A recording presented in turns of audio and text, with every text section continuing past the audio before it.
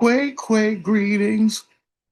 I am Heru the muskrat. I have transformed myself into the muskrat that helped old grandfather build the Americas. That was not called Turtle Island, motherfucker. So today we are going to, as promised, show that American Indians did not give, I say did not give no goddamn consent to the United States to dominate our nigger asses. Pardon. So today we are going to look at some documents. We had, of course, a conversation with ChatGPT, and we're going to show you what they said, okay? I don't know how long I could talk like this, because this is not my real voice, as you know, right? But I got to do something to get you Negroes to understand that you never gave the United States, never. I'm trying to turn my head. This damn avatar too damn slow. Come on, avatar, get with it, get with it, get with it. You hoes and bitches never gave the United States consent to dominate your nigga ass. Okay? This is from the American Muskrat Association. So let's see if we can share our screen.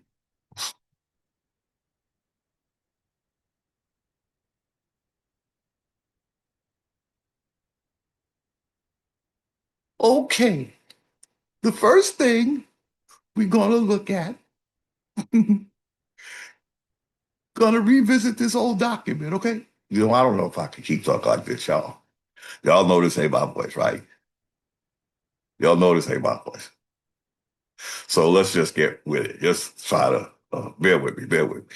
We try new things, ladies and gentlemen, because the message is really important, and we got to do something to jar the American Indian. We think this is a muskrat. I believe that this avatar is a muskrat, so I'm calling on uh, the totem animal that is the uh, representation of an animal that is indigenous to the Americas, unlike a turtle. It's true. It's true. See my videos on turtles. Look at my channel and find the videos we did on turtles that come from Mongolia. Okay. So in this article, we're going to see where Congress never got consent. Now, the last video we did is all about non-consent. We did not consent. There cannot be a contract when there was no proper consent. We're talking about consent that is freely given without the duress of a Catholic Church that has deemed us heathen, unworthy of owning our own land, and destined to be permanent slaves. How can anybody contract with a group of people that are seen that way? How can they do it? You're not seeing me as an equal. So as far as you're concerned, I'm not even fit to enter into any agreements, any constitutions, any treaties. You can't have it both ways. If you see me as the sovereign that I am, maybe we can have a legitimate treaty. But if you walk in the door looking at me as a slave, I am sorry, sir, madam, we cannot have an agreement, although you ran with it like a freaking quarterback and shit to the finish line. Well, you didn't quite make it. So let's show how you, Congress, remember, Congress, we are peaceful Indians. You're probably the only uh, aggressor in this equation. So let's the record reflect. We are peaceful muskrats over here. We don't advocate violence. We advocate, let's call it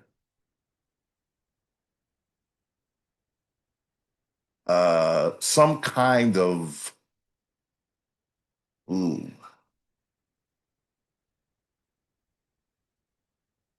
have to have no, this word always escapes me, and I hope it doesn't mean that I don't have any, but it's called integrity. We need ethics, we need integrity. We can't keep lying to people and misleading people, especially when their generations are being seen in a light that makes them slaves. So, without further ado, the first thing we want to do is uh, we want to do a word search because we're going to look for the word the instances where no consent was needed. So we're not going to read. Well, actually, let's do it one time for you know for the sake of repetition. We're going to read the highlighted yellow part. This article, as you saw, is from the Constitutional Rights Foundation. This is from 2021. We've seen this document before. The organization has since changed its name, but they're still around. And this is their newsletter, I guess, for winter of 2021. And the title of this issue is American Indian Sovereignty. Okay. Okay. So we want to start with the highlight. We're just going to jump to that, right? Article 1, Section 2, Clause 3 says representation in the House of Representatives was based on counting all free persons. Indians are not free persons, right? 3/5 of slaves. Indians are not that either. They might have been indentures and that were made slaves, but that's not us either. Where do we come? We come right here, but excluding Indians not taxed. That's us, guys. That's supposed to be us. We're the Americans. We're the ones that they said were here, although they refused to just call us Americans, right? But they said it here in this article. Thus, American Indians were not considered citizens of the United States. Okay, so off the bat, does that answer our question about are we citizens or not? Birthright or otherwise? As we said in the last video, we have a birthright, but we were not citizens. Birthright citizenship is something that the corporation created. We were just birthright Americans. That's all we were. We were not citizens. I don't know if our people are able to receive this because, like always, when the United States is going through some crisis, identity crisis, or something where they didn't define a word properly or they didn't read the Constitution properly, and it's looking like they're about to, that's when our people start saying, ooh, ooh, me, ooh, ooh, ooh, ooh, that's me, that's me. No, it's not us. It's not us, y'all. Let's read this again. Article 1, Section 2, Clause 3. Representation in the House of Representatives was based on counting all free persons. That's not us. Three-fifths of slaves. That's not us. Excluding Indians not taxed. Thus, American Indians were not considered citizens of the United States. Let's read that again. American Indians were what? Not citizens of the United States.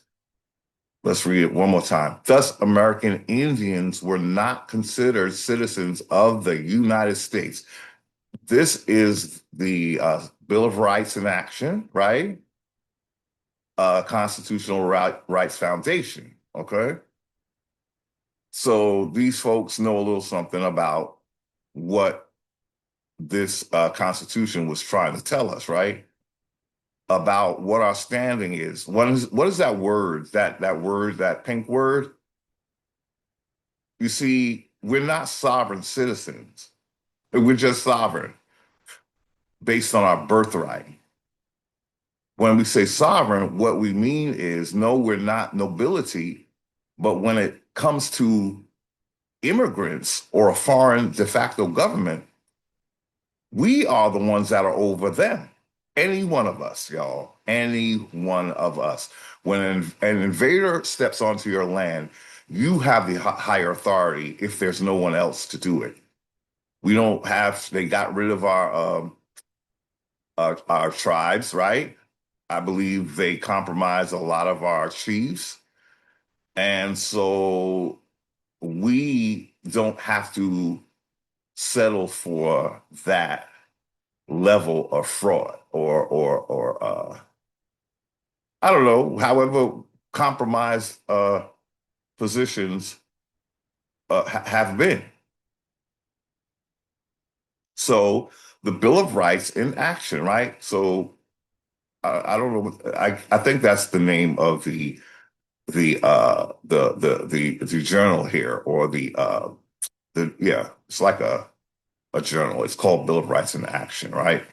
In this issue, they're looking at American Indian sovereignty, right? What did they tell us just now? Who out there has a problem with not being a citizen? If you do, please tune away. We need American Indians who are ready for this, okay? We have to get out of this construct. We cannot partake in it. It will not bring us what we think it will. Being a citizen is not going to help us, y'all. It hasn't for the last 200 years. 500 if we include South America colonization as well as the Caribbean. But a lot of our people, they really are stuck on being citizens, and we really just have to move on. That's all I'm going to say. We just have to move on, ladies and gentlemen, please. We have to move on because we have important statements. We have important notices that we must stand rock solid on without. So, yes, we want to. I don't know how many ways we can say this, ladies and gentlemen. Just because we put birthright in front of it, that does not make it legitimate. They are masters at word spells. We know this. We know this. So when they come up with something called a birthright citizenship, we have to know that it's something they're creating that actually was not in the word birthright citizen is not in the Constitution, number one. Now, it's not officially our Constitution. The Constitution was basically telling the world that we're not part of the United States. But then the United States, because it is here without consent, it's taking control of our commerce. So it believes the corporation believes that it is justified in what they call regulating our what they call commerce. But what that means is they're using our resources as they wish, and they're making the profit, and we are standing here arguing about a citizenship that we're not supposed to have, and they know this. That's the weird thing. That's the weird thing. This government knows we're not supposed to be citizens. So if we come to them saying, "Well, I'm a citizen," they're gonna know right away. We just don't. We're not there, and they have so many ways of retaliation when you're in their system. They can say you're guilty of some kind of fraud because in their system they think the truth is fraud when you come out, but the thing is, well, what I'm trying to say is if they see that we are not clear that we're not supposed to be citizens, they can retaliate because they want to shut that down. They don't want, if you come to them saying I'm a citizen and I'm supposed to be free, they're going to play with you. They first of all, they're going to know that we don't know that we're not supposed to be citizens. So then they're going to make us feel, they know that if we claim citizen, they have domination. So they're going to, lure you back in. And again, we don't know what they can do anything they want. Just like when the cops stop citizens, they do whatever they want, right? They try and say there's some kind of words you can tell them and blah blah blah. Um, I've seen situations where they just ain't listening, y'all. I mean, I do believe there's words to say, but we cannot be citizens and say them. We better be telling them that they don't have jurisdiction because we're, per Article 1, Section 2, Clause 3, we're not citizens. They don't have jurisdiction over citizens. I'm sorry, they don't have jurisdiction over non-citizens. Oh, it's that time of night. Pardon, scratch that, scratch that. They definitely have jurisdiction over citizens, all of them. Because the United States introduced the United States citizen, and they have coupled that and made a dual citizenship. So now they attach the janky, and so they're going to treat you as they're going to go for the part of your dual citizenship that makes you subject to them. And that's the United States citizen. They didn't define citizenship, but when they did go, okay, what are we saying? Originally, they're saying that before the 14th Amendment, they did not define what a citizenship was because they knew what a citizenship was. It was understood. You had to be white, had to be white male and own property or something to that effect. So, in other words, you show up looking white and having property, boom, you're a citizen, a state citizen, not a United States citizen. We don't want to lose people trying to debate about citizenship. Like, if what I said is like you saying to yourself, what the hell? Did he say there's a state citizen and a United States citizen? What the hell is the difference? You know what? We're wasting time. I shouldn't even explain to you because the point is, Indians are not any of them. That's why we don't want to mess around with this citizen crap. It's complicated. You're here saying, why is he babbling on about things of state citizen and a United States citizen? What the hell is he talking about? You're right. That's why I want to move on. I don't want to talk about being a citizen because we're not. And that's how it should be. But, I guess I'm sensing that there are a lot of YouTubers who are acting like you can claim being American Indian and be a citizen. Well, you're a Native American. That's what they made. They didn't make a American Indian citizen. They got Native, basically American. When that's what they're going to call you, right? That's what you're going to be, a Native American, right? As we know, a Native American is not a birthright Indian. They're getting a birthright when they become United States citizens. That's their very first time in touch with anything uh, in the ballpark of masquerading as a birthright. As we said, Just because you put birthright with citizen does not, if that's basically it's not the mark. We're just birthright Americans. We're not birthright citizens. So again, when a Native American is given this birthright citizenship, that's the first time that they have something that is in the ballpark of a birthright, because they don't have a birthright to this land, is what I'm saying.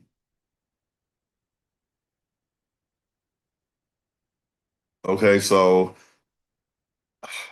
to recap, we're looking at an article that's telling us that American Indians were not considered citizens of the United States.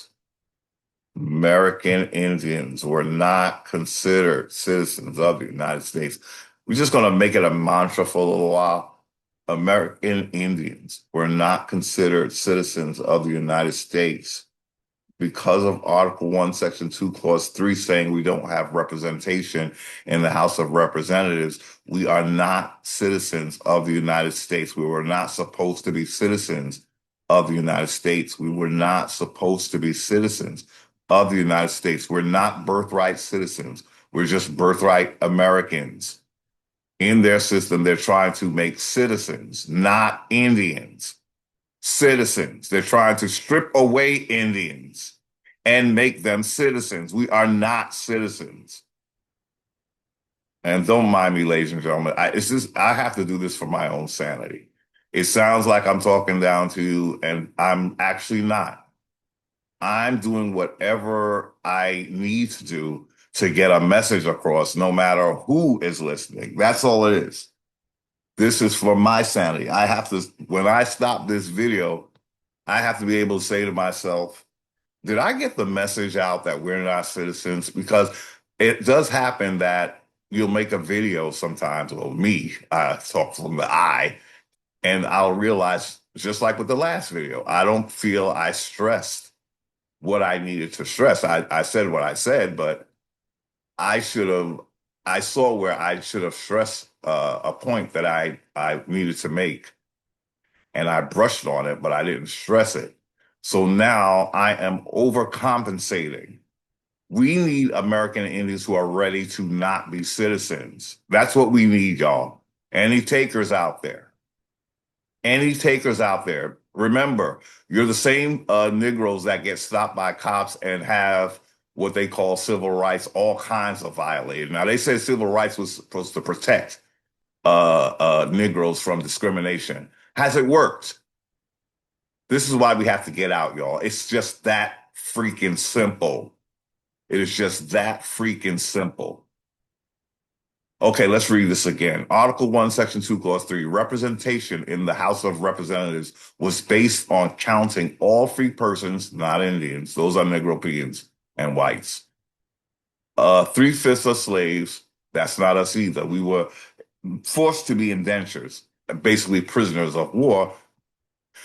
They're calling us slaves because of the doctrine of discovery, which we're going to look at if we ever get off this screen. I need people to understand, before we move on, I need people to say, yes, we are not supposed to be American citizens ever. We get it. You can move on now. But of course, I can't hear you. So I'm just going to have to go with my gut on this. And I'm going to have to, wear it out. Wear it out. Wear it out. 3/5 of slaves, but excluding Indians not taxed. We're not part of this bullshit, okay? Now they knew by I want to call it natural law, not their laws, that we are the people of this land. They knew that we were here first. They couldn't deny it because they already had it written down, about meeting Powhatan and all of that. Okay. And the Algonquin Indians that they always ran into. And suddenly they start talking about some other Indians.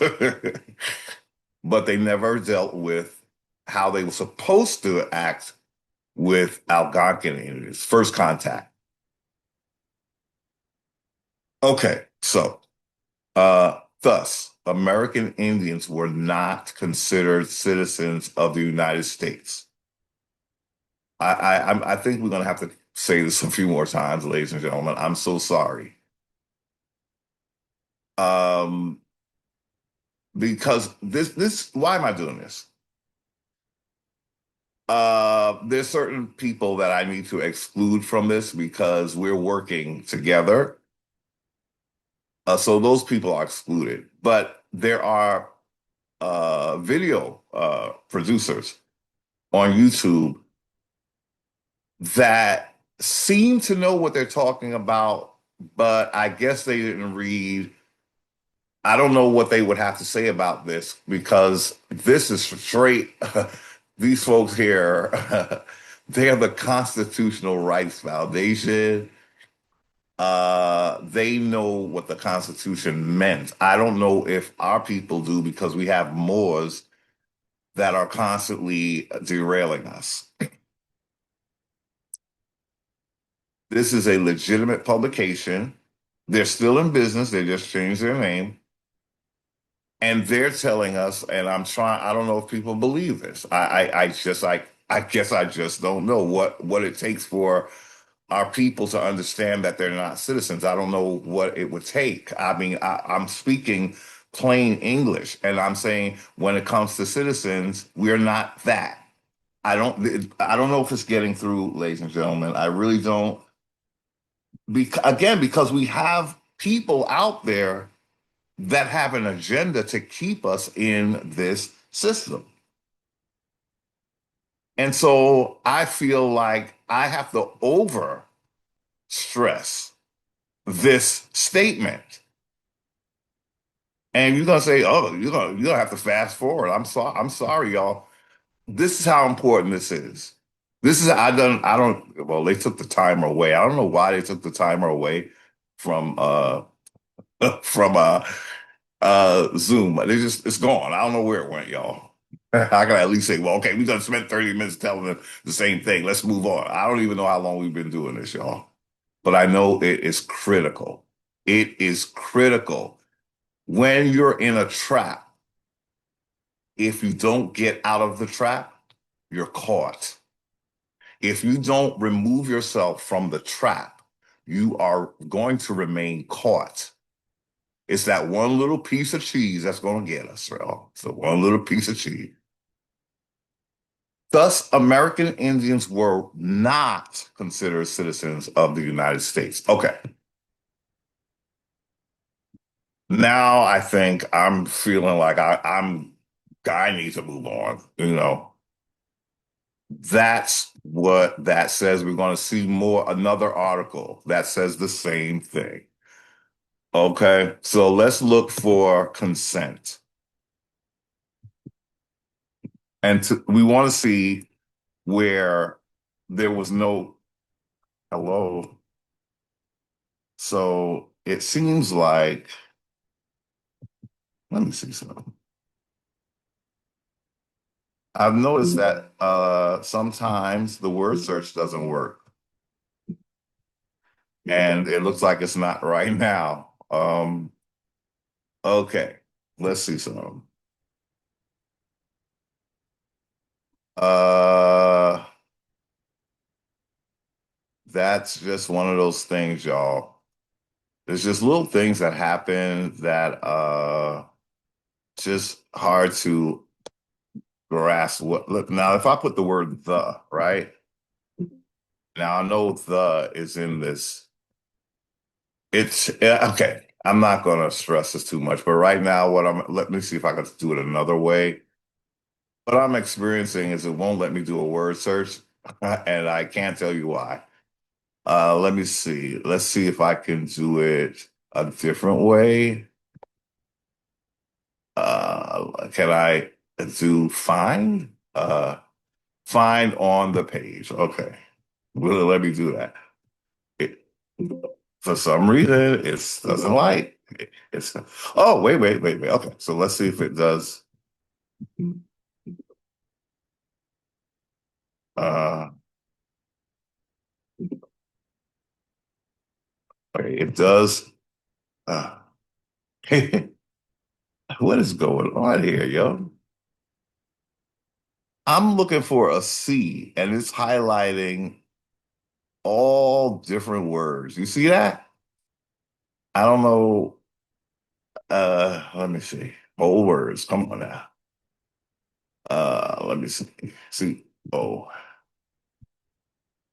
Okay, so y'all, it looks like this thing is not going to let me word search this document, which is crazy. I'm just not, every day it's like something new.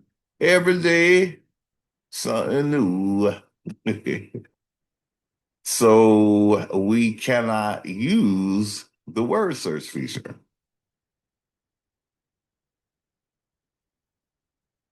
Mission. What?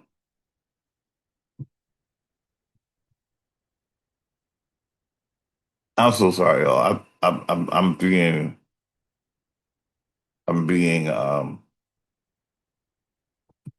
dense. I can't believe that it doesn't do the word search anymore. Okay. Okay. So we have to move on. Okay, we have to move on, right? So let's just see if we can do it without the word search, y'all.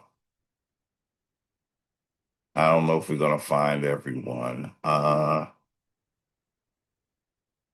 This is really ridiculous that you can't do a word search. I still can't believe it. Let me see. Yeah, it's saying you need new permissions. Okay. Okay, so let's look. Okay. Removal of Indian tribes.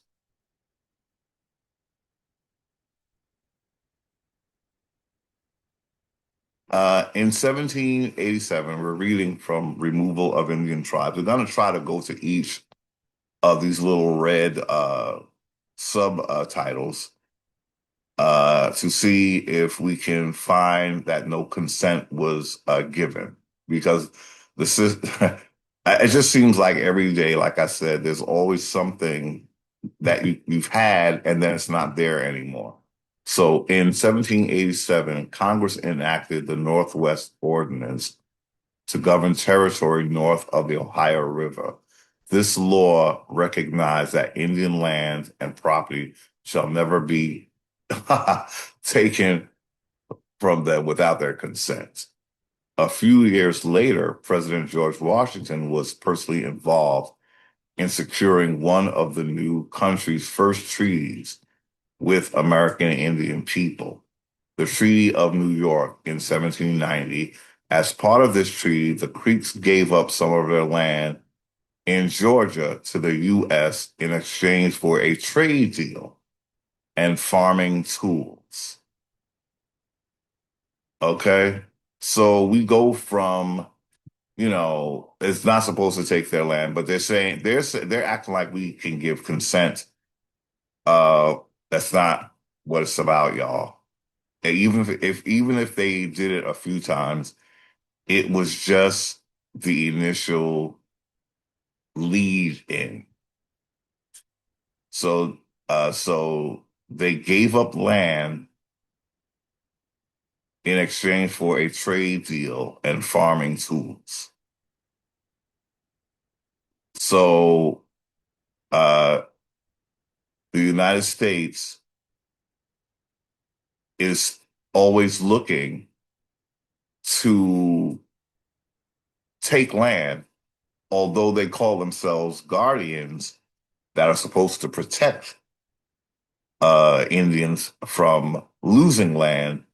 When it comes to the United States wanting land, they're going to take the land. You already got these folks living on like fractions of what they had, and you're still taking from them.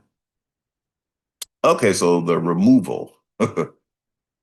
So we talking about removal, right? And then when we start reading, they make it sound like it's a good thing, but you've been removed. Okay, this law recognize that this is like a psyop, y'all. The title of this section is removal of Indian tribes, but they're going to act like, well, we moved them, but we can't take their land without their consent. Yeah, well, let's see how that works out. Okay, so what's the next one? Meanwhile, the Cherokee resisted removal and went to the U.S. Supreme Court in 1831 to challenge the annexation of their land by Georgia. Chief Justice John Marshall again wrote the decision. He ruled that Cherokees could only give up their land voluntarily and only to the U.S., not to a state like Georgia. Uh, so they didn't want to annex uh, their land, you know, with Georgia. Okay. Marshall went on to declare that American Indian tribes were not foreign sovereign nations, but dependent foreign nations. According to his view, the native peoples possessed only limited sovereignty. Georgia next attempted to impose its laws on Cherokee lands. In 1832, the Cherokees went back to the Supreme Court. Marshall ruled this time that Cherokees' treaties with the U.S. recognized their rights of self-government, rights to occupy land, and federal protection. Marshall concluded that state laws did not apply on Indian lands. However, the state of Georgia and President Jack, oh boy, oh boy, oh boy. Um,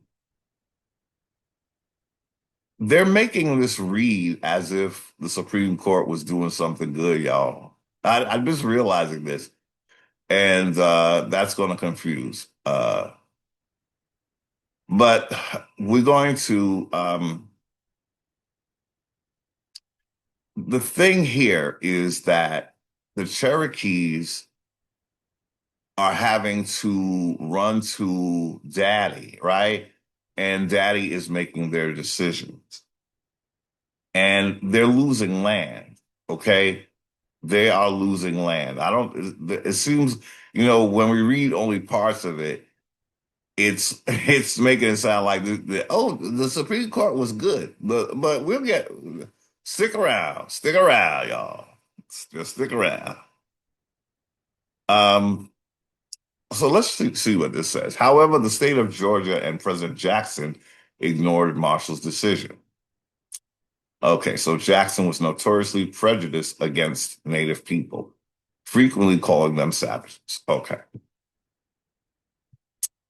here we go. Erosion of Indian sovereignty. Okay, so you start off sounding like it's good, but here we go. The U.S. did not leave American Indian nations alone on their reservations in Indian territory.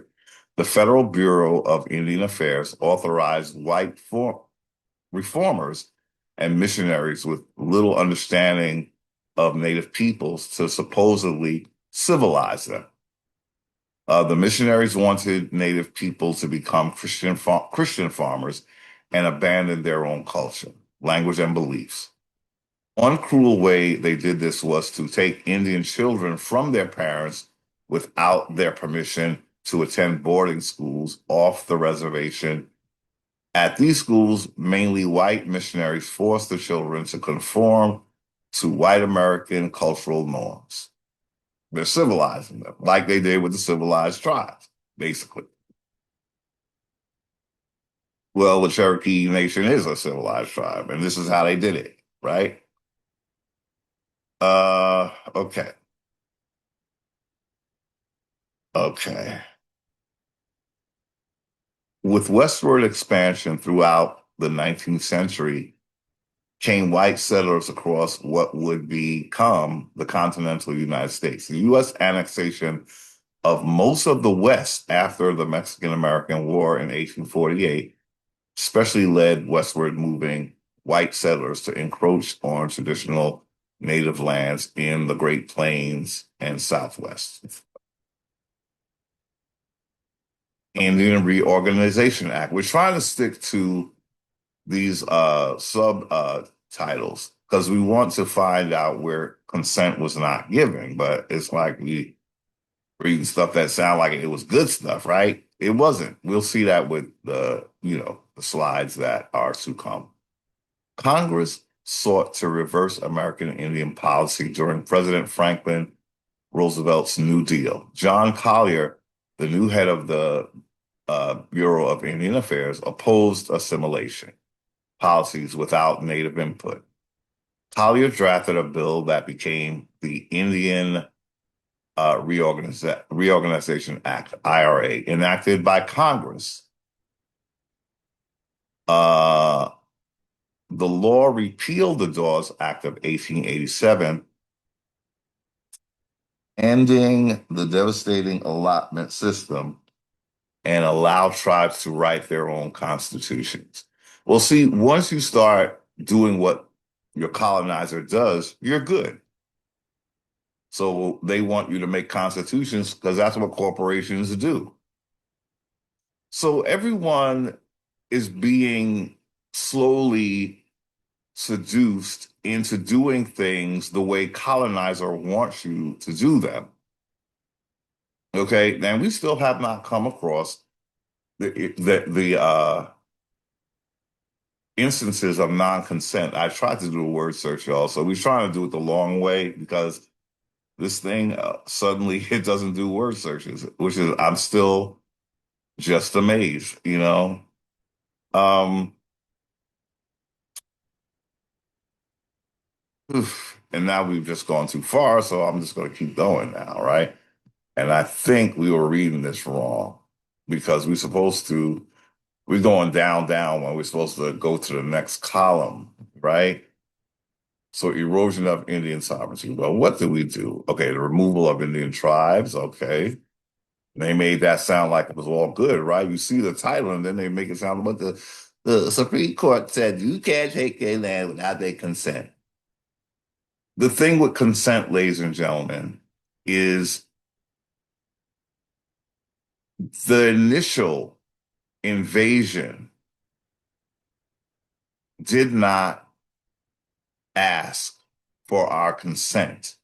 Now, once they get here, they're going to say things like what we just read that, oh, you can't do this without their consent. But you being here is without my consent. So, ladies and gentlemen, don't think for 1 minute that we are not on our P's and Q's here. This article is I'm reading it and I'm realizing without my ability to do the word search, it's just, I think it's sounding a little bit like, well, what's the problem, Heru? This sounds good. It ain't good, y'all. It ain't good. Read the title, Removal of Indian Tribes. Is that good? Huh? So if you go under it and it sounds good, just remember what they're doing up in here. They're removing Indian tribes, y'all, and telling them, oh, but this can't be done without your consent. So please, you being here telling me what to do was without my consent. It was the doctrine of discovery that got you here. Okay, so let's see if we can find this damn thing. I feel like this thing. Okay, in General Allotment Act in 1887, Congress passed the General Allotment Act with no Indian involvement or consent. Okay, so instead of going down from here, I should have went across because that's how this thing reads. It's a page. This is where that blue bar is. That's one page, right? I was going down, like making it one continuous thing, but I was supposed to move over, and that's how I messed myself up just now. Okay. So, okay. So here we have the removal of Indian tribes, right? Then we move over and we go to this column over here.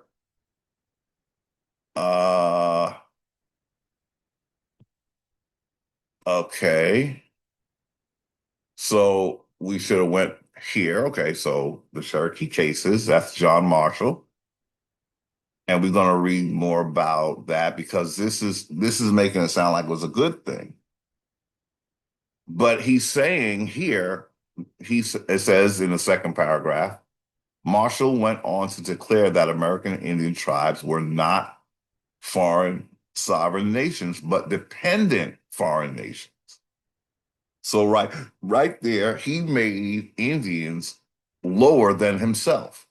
Like in other words, the United States is above you and you are dependent on us. So we are your daddy. We're not your equal.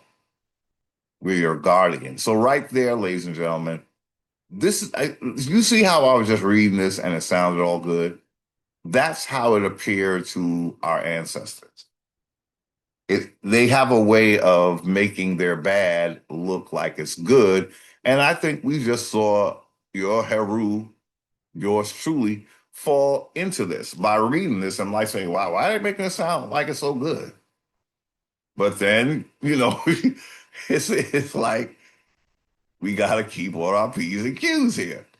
So in 1887, Congress passed the General Allotment Act, the Dawes Act, with no Indian involvement. We're reading right here, ladies and gentlemen, no Indian involvement. Okay, that's one that we found. Okay. So we did not agree to allotments. We American Indians did not agree to allotments. We didn't agree to any of this, but here for some reason they're making this one, uh, you know, quite, uh, you know, quite uh, upfront and in your face, right? So Congress is making decisions not based on anything you're saying, ladies and gentlemen. It's what they're saying. Okay? It's what they're saying. Because we don't have representation. That's the other problem. Who's representing us on that Supreme Court with this judge? It's just himself, right? He's like a dictator. I guess the other eight, you know, are most of them are siding with him because this is what's getting. The thing is, they're making the decision. It says Congress passed the General Allotment Act with no Indian involvement. The Supreme Court allowed for that to happen, y'all. So they're working together, I should say. So let's see if we can get to another one where, okay. Urged by, this is self-determination. Uh, Urged by President Richard Nixon, Congress yet again radically changed American Indian policy in the late 1960s by rejecting the termination policy. In 1968, Congress passed the Indian Civil Rights Act, which applied most but not all of y'all, of the U.S. Bill of Rights to Native people on reservations. When we talk about the civil rights, we got to understand that it's not all of the Bill of Rights. All United States citizens are under the civil rights, which is not the full Bill of Rights. But again, this is not anything for Indians because we're not citizens. Okay, let's frame it this way. If we're not citizens, as the top of this article said, then when Judge John Marshall is making his rulings saying, oh, not without our consent, he shouldn't be telling us anything because we don't have representation. Okay? We don't have representation in the United States. It's just top-down management, top-down domination. This judge should not be ruling on anything that applies to Indians because we don't have representation. He's taking it upon himself to make decisions for us, but we did not elect him. He's taking the role of like what they would call a guardian. So in other words, you're the little wards, and I'm going to make it sound like I'm giving you something good. It's not that I'm giving you something good or bad. It's that I'm making decisions that I'm not authorized to make for you. That's right, ladies and gentlemen. The Supreme Court is not authorized to make decisions for us. This is the problem. Now, they can make their decisions sound good, like we were just reading and making Heru look like a whole fool. A whole fool. But I'm telling you, it does not change the message in my videos. Not one tittle. It doesn't change the message, y'all. So we wanted to point out where no consent is sought. But the problem is the problem is that the judge is making rulings when we don't have representation in the United States. That's what I should have said, y'all. I'm getting lost in the Kool-Aid myself, see? But I still know the assignment. Don't get it twisted. We still have to get the hell out of this thing. The Supreme Court should not be making decisions for us because they're making these decisions by calling us as if are incapable of making our own decisions because we're what they say we're not really a foreign nation, we're domestic dependent nations. Before you came here, I did not depend on you. I depended on me. I did not invite you here. You come into my house and tell me that I'm dependent on you.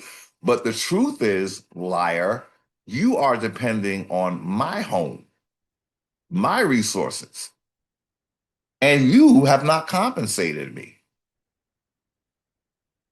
Uh, Ladies and gentlemen, I'm so sorry because I wanted to be able to breeze through this thing, not read so much of it, but I wanted to see if I'm not, we would have to read the whole thing because they're talking about non-consent, uh, but we're not able to find every place where because we have to read the whole thing, right? I thought it might be toward the top. I'm sorry, I thought it might be right under these red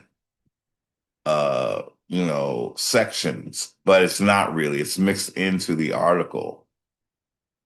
So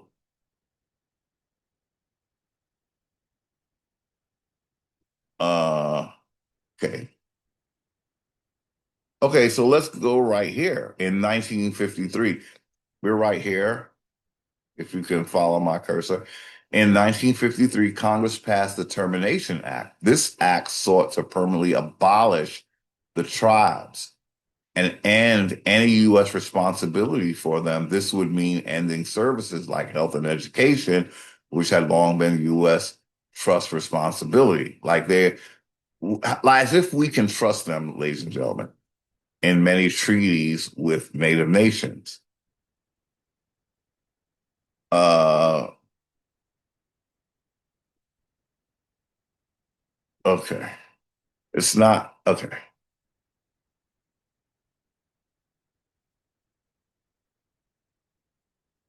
So I'm sorry. I intended to use word search. So we kind of wasted a bit of time here, ladies and gentlemen.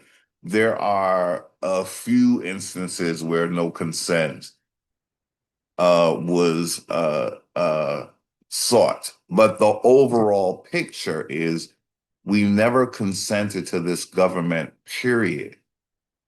So when it comes to this, looking at like case by case or act by act of Congress, the overall picture is we did not ask them to come here and do any of this. And we have to live in that reality, ladies and gentlemen. It is a reality. And I'm disappointed right now because I know that this article has but I can't do my word search. So I didn't want to read the whole article, is what I'm saying. I wanted to jump through it. That's why I spent so much time reading the highlight part here. Um, but this is what happens when your word search stops working for no apparent reason. Let me see if I could.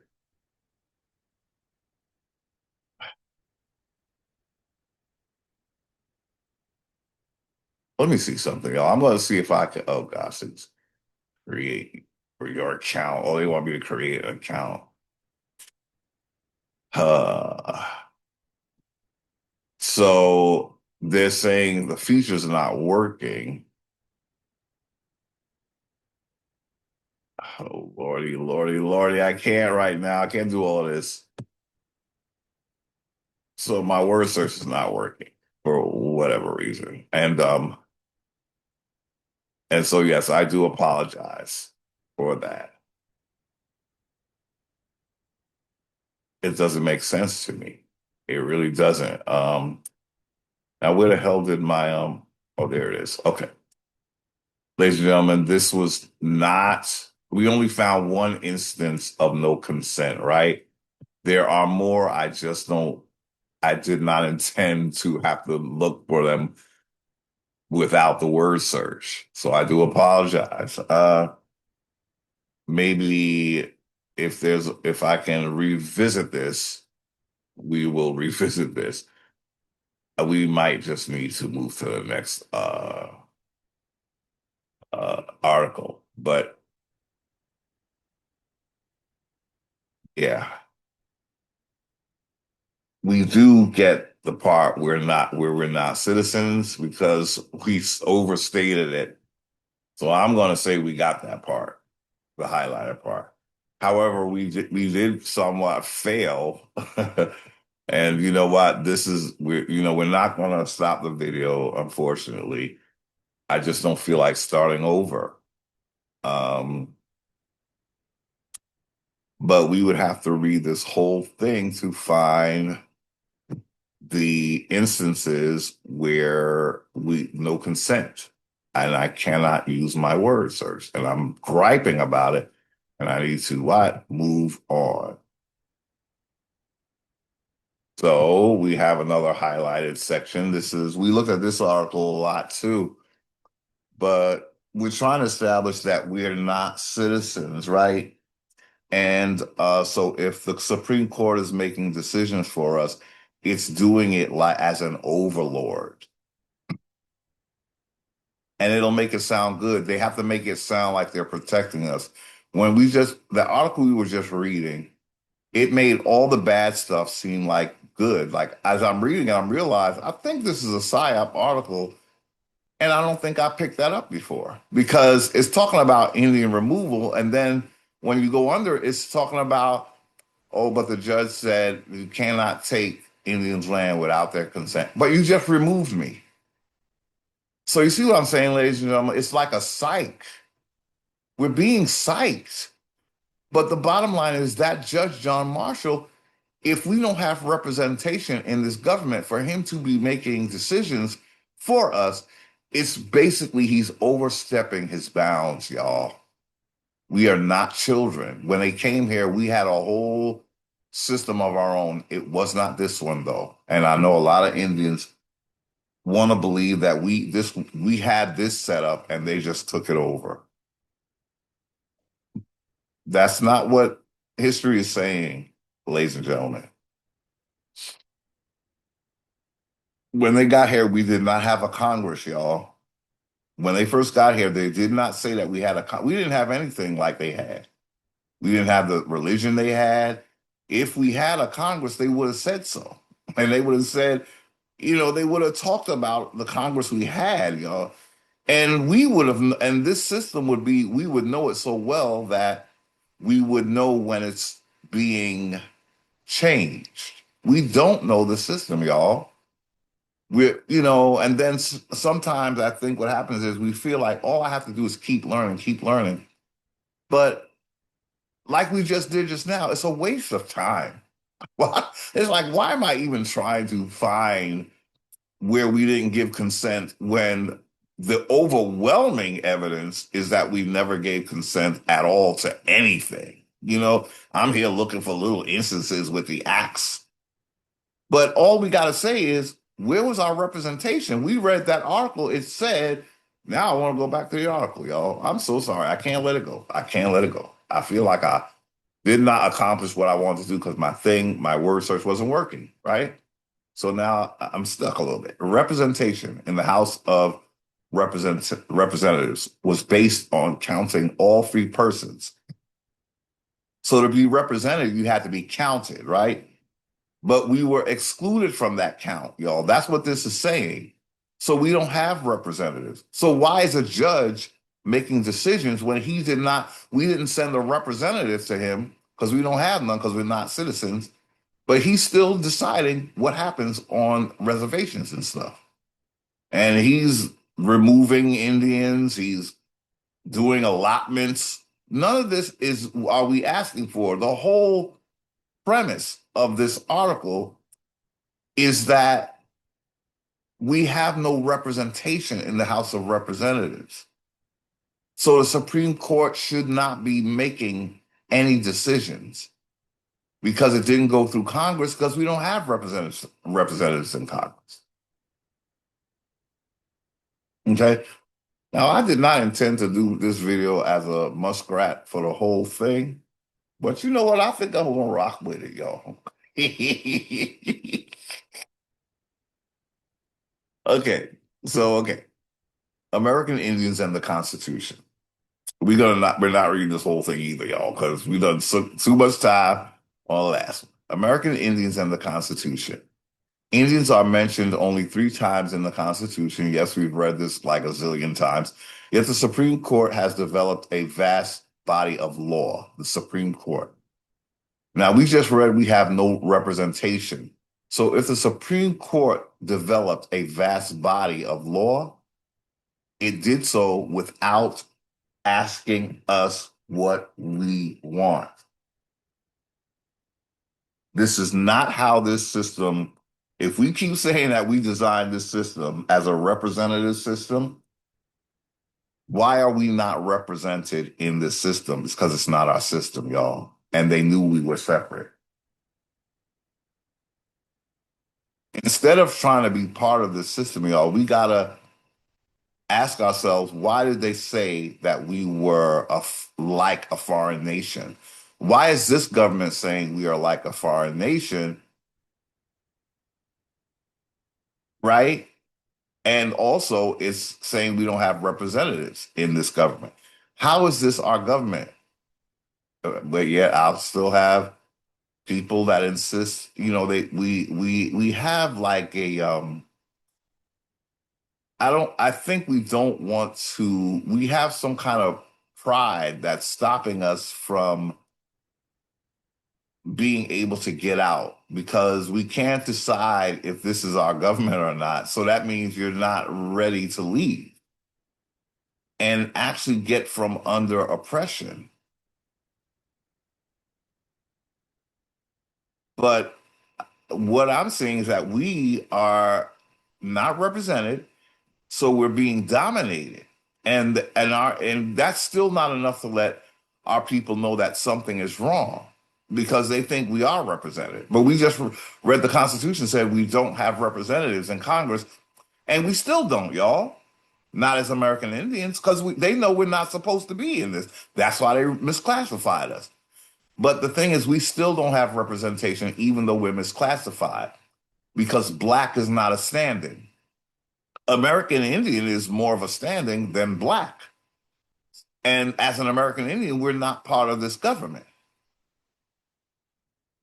As a Black, they're pretending you are, but we see what happened when the police come around. They treat us like we are some kind of foreign criminals.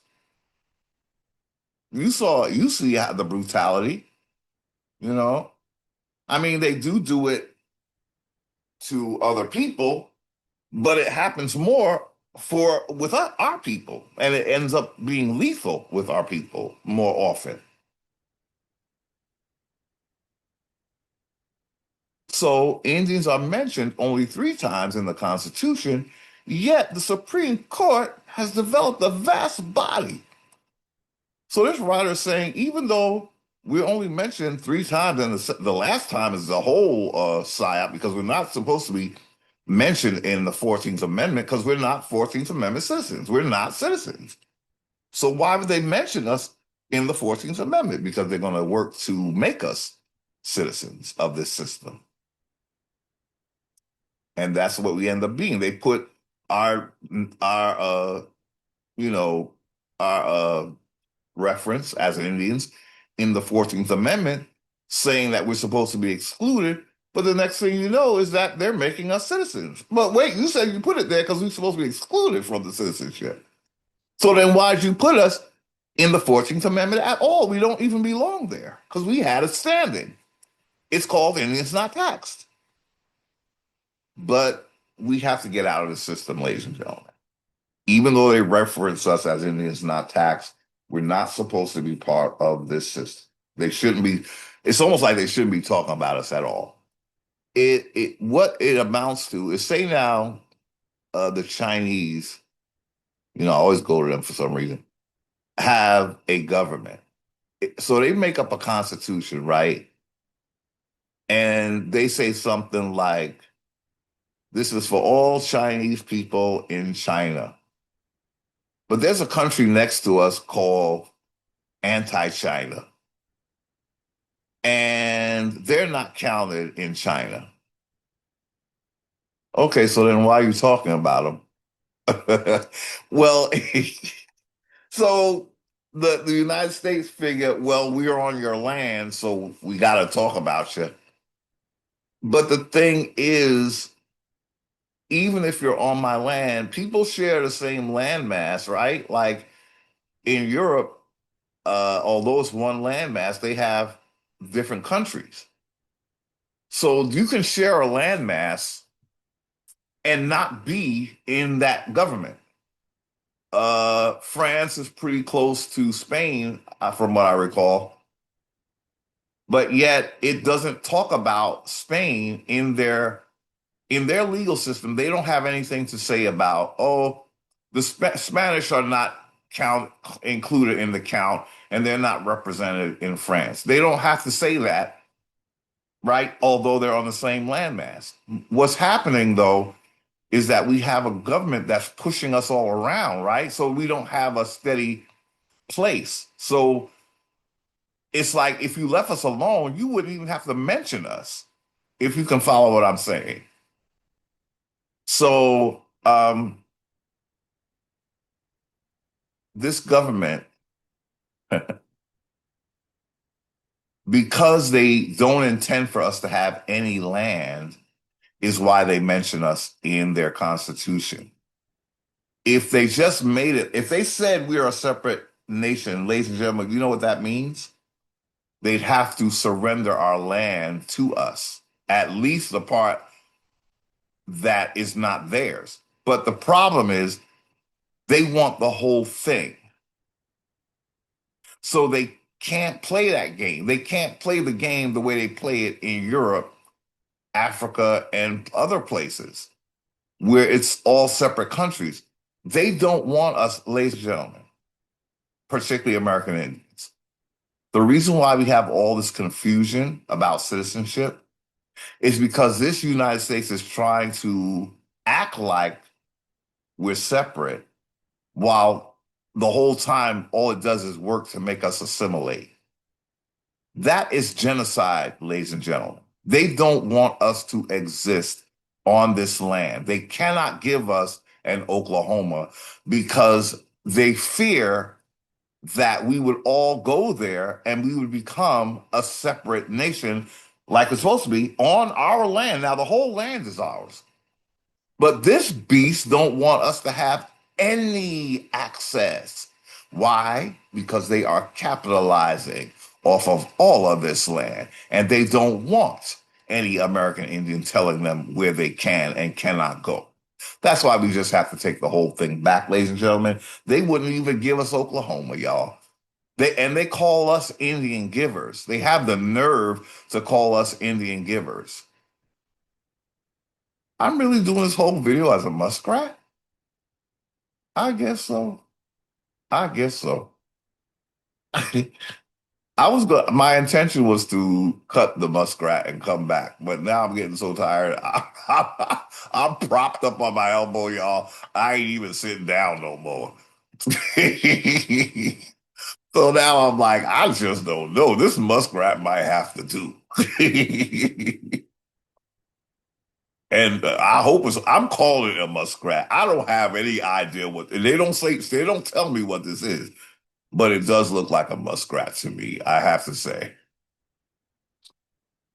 Uh, Let me see. It blinks when I blink, but I thought I saw it blink on its own too.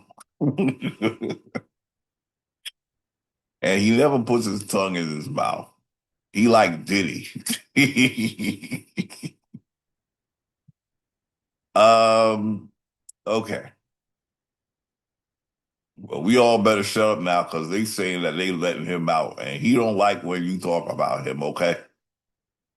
So hi Diddy, how you doing?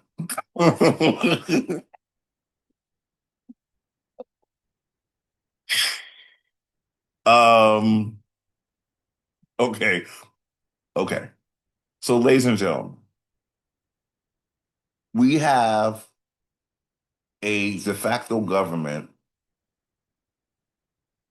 that every time it gave us something and it saw that we were doing well, it sought to end that. And yet we have our people still trusting this system. The system wants us to be assimilated, but it also wants to be able to discriminate against us like without end. It's like it's a lose-lose situation. But I guess because we're Indians, we just keep thinking, I don't know why we think, but we actually think that if we just keep doing the same thing over and over, we're going to get a different outcome. And I know that we're smarter than that. Who is ready to not be citizens because we just read that we're not supposed to be? And if we're not supposed to be, we're supposed to have all of our land back, truth be told. At this point, they play so unfairly, they couldn't even give us, again, they couldn't even just let us have a one Oklahoma to ourselves. Mind you, it still would have been part of the state, and we're not even supposed to be a state, but it would have been something where we could at least, and not worry about discrimination so much. They want to torture us for their deities, y'all. I think part of the reason why they can't have us not be tortured is because again, it feeds their deities, y'all. It feeds their deities. Baal. It feeds Baal. Yeah. Yeah.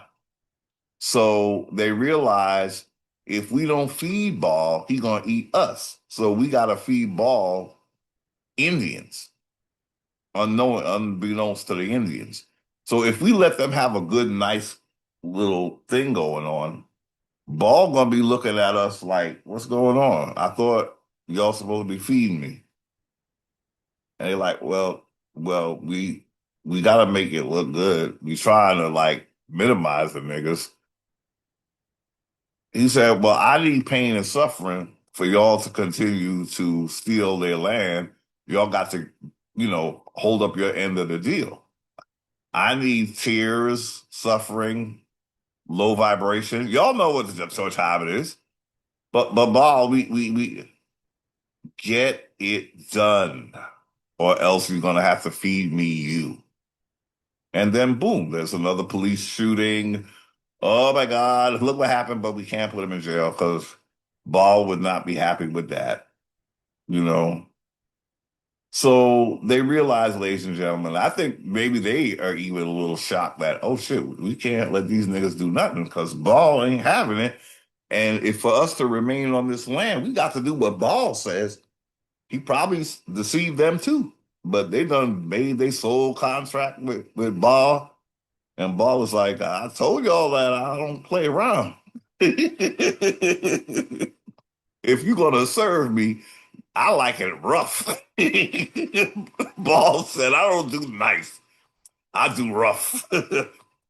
And but see, we American Indians, we're not part of this because we didn't consent to it. You gotta consent to these demons, y'all. Come on, y'all. We seen the movies, right? We know what time it is. You got to say yes to them. Like they, you got to say, I agree. But we didn't have the dignity of agreement, ladies and gentlemen. Uh the church did its rituals and they made us the sacrifice to Baal. This is all I'm seeing. They got the blood drinking, you got the flesh eating. We doing all Baal things, y'all. Christianity got us doing Baal, going ballistic up in here. But he still requires sacrifice. Now, the way I saw it was, we get to this part of the video where we talk a little bit about the spiritual thing that's keeping this dastardly system here because a deity is like it gotta be fed, right? Or whatever the deal they made, right? For you to live in America, you foreign nobility, y'all got to. I need chaos. I need war, and that kind of energy, chaos, war. He's a storm war chaos deity that they're serving. That is also a sacrifice deity. So he's in exchange for what you want, you have to give it a sacrifice. Now they got us thinking that this is the only way to serve God. Well, it depends on which God you're serving, because not all the gods require sacrifice like Baal does. He would be like the first murderer because he's set really. Okay, so we going off on a tangent again. It's just all part of it, y'all. That's why I go there. It really is part of it. So, Supreme Court has developed a vast body of law defining the status of Indians and tribes in our federal system. We're not supposed to be in your federal system, but we are the sacrifice. They have to use us for sacrifice. That's why they can't let us go, y'all. We got to get out. This law makes use of constitutional sources, but also draws heavily on the history between Indians and the federal government. It's a bad history, including wars, conquest. Yeah, it's all about war, conquest, and broken treaties. Yeah, it's very janky. Exactly. But at the end of the day, they're really basing it all on the doctrine of discovery and the assumption by the government of a protectorate relationship. They assuming that they are protecting us, but they are taking advantage of us, right? We're not even part of this. They got a doppelganger that they talk about. They got us as Africans, but when they talk about tribes, they talk about the civilized tribes. And if you look up the civilized tribes, that's all Mongolian or Caucasian. So they got it's a psyop within a psyop within a psyop within a psyop within a psyop within a psyop. So it reveals that our government is not only, as is popularly believed, one of dual sovereigns, federal and state. There is also a third sovereign, but they're saying that we're domestic dependent, so that we don't really count as sovereign. And this consists of Indian tribes operating within a limited but distinct sphere. So in their system, we are limited. That's why we have to get out. We're not supposed to be limited. They're not even supposed to be here, y'all. 3 references to Indians in the Constitution presage this body of law. 2 of the 3 are found in Article 1 and the 14th Amendment, which exclude Indians not taxed from the counts for apportioning direct taxes and representatives to Congress among the states. The third references a grant of power to who granted them that power? It wasn't us, y'all. We did not grant Congress uh, power to do our commerce. We didn't want them to regulate nothing, y'all. They're saying that we did so they can make it look like we did. We did not, y'all. The doctrine of discovery is what got them here.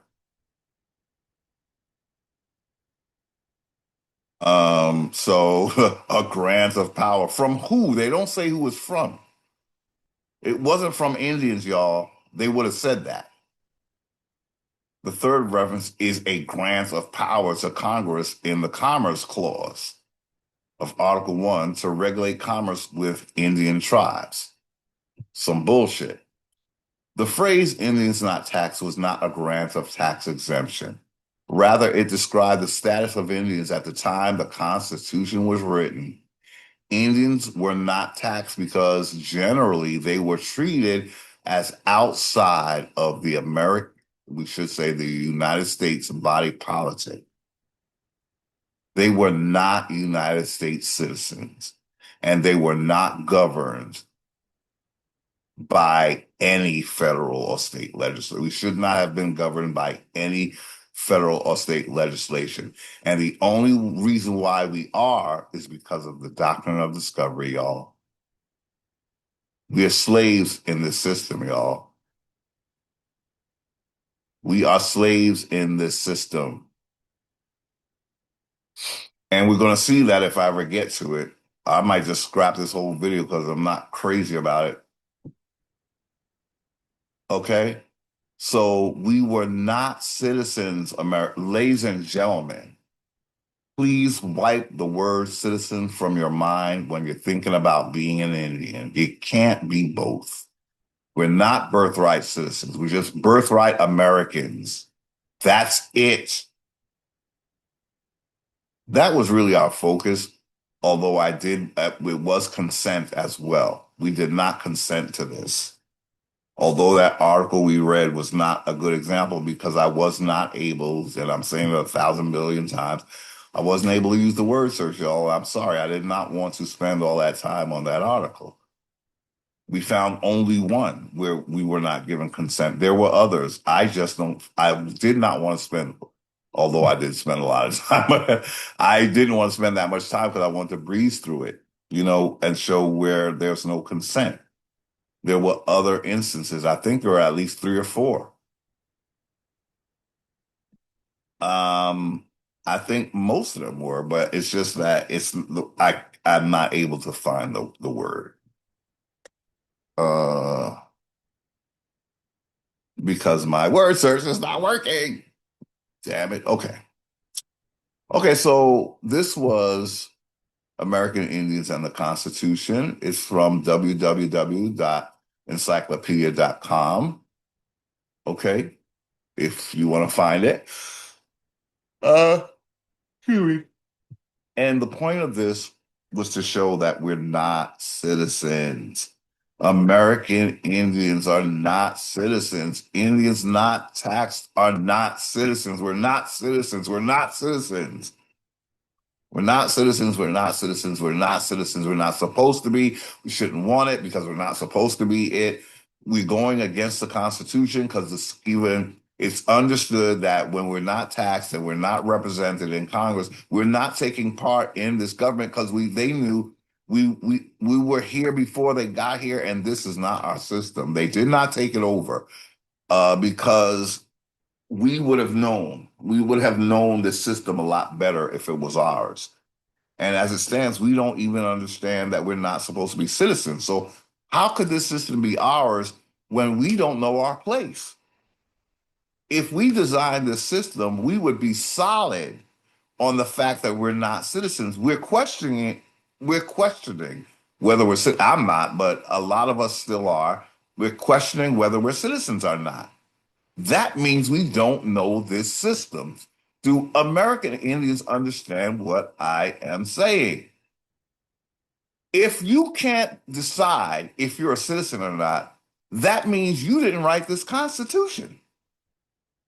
Because if you wrote it, you would know your place. I say this all the time, y'all, and I'm a broken record at this point, and I have to surrender to that now. I just surrender to it. You know what? I don't mind. I don't mind. Just like an endless love. I don't mind. Hey, yes, I'll be a fool again. I know, you know, I don't mind. I don't mind. It's just I'm a little frustrated because I don't like having to act like I'm talking to people that don't know because it makes me feel that I'm talking like I'm acting like people don't understand, and I know we have understanding, y'all. I don't know why we can't get over the citizenship. I truly don't know why, but I don't know. Is there something in the system that we want? What is it? What is it? What is it that makes us want this system? I don't even understand that.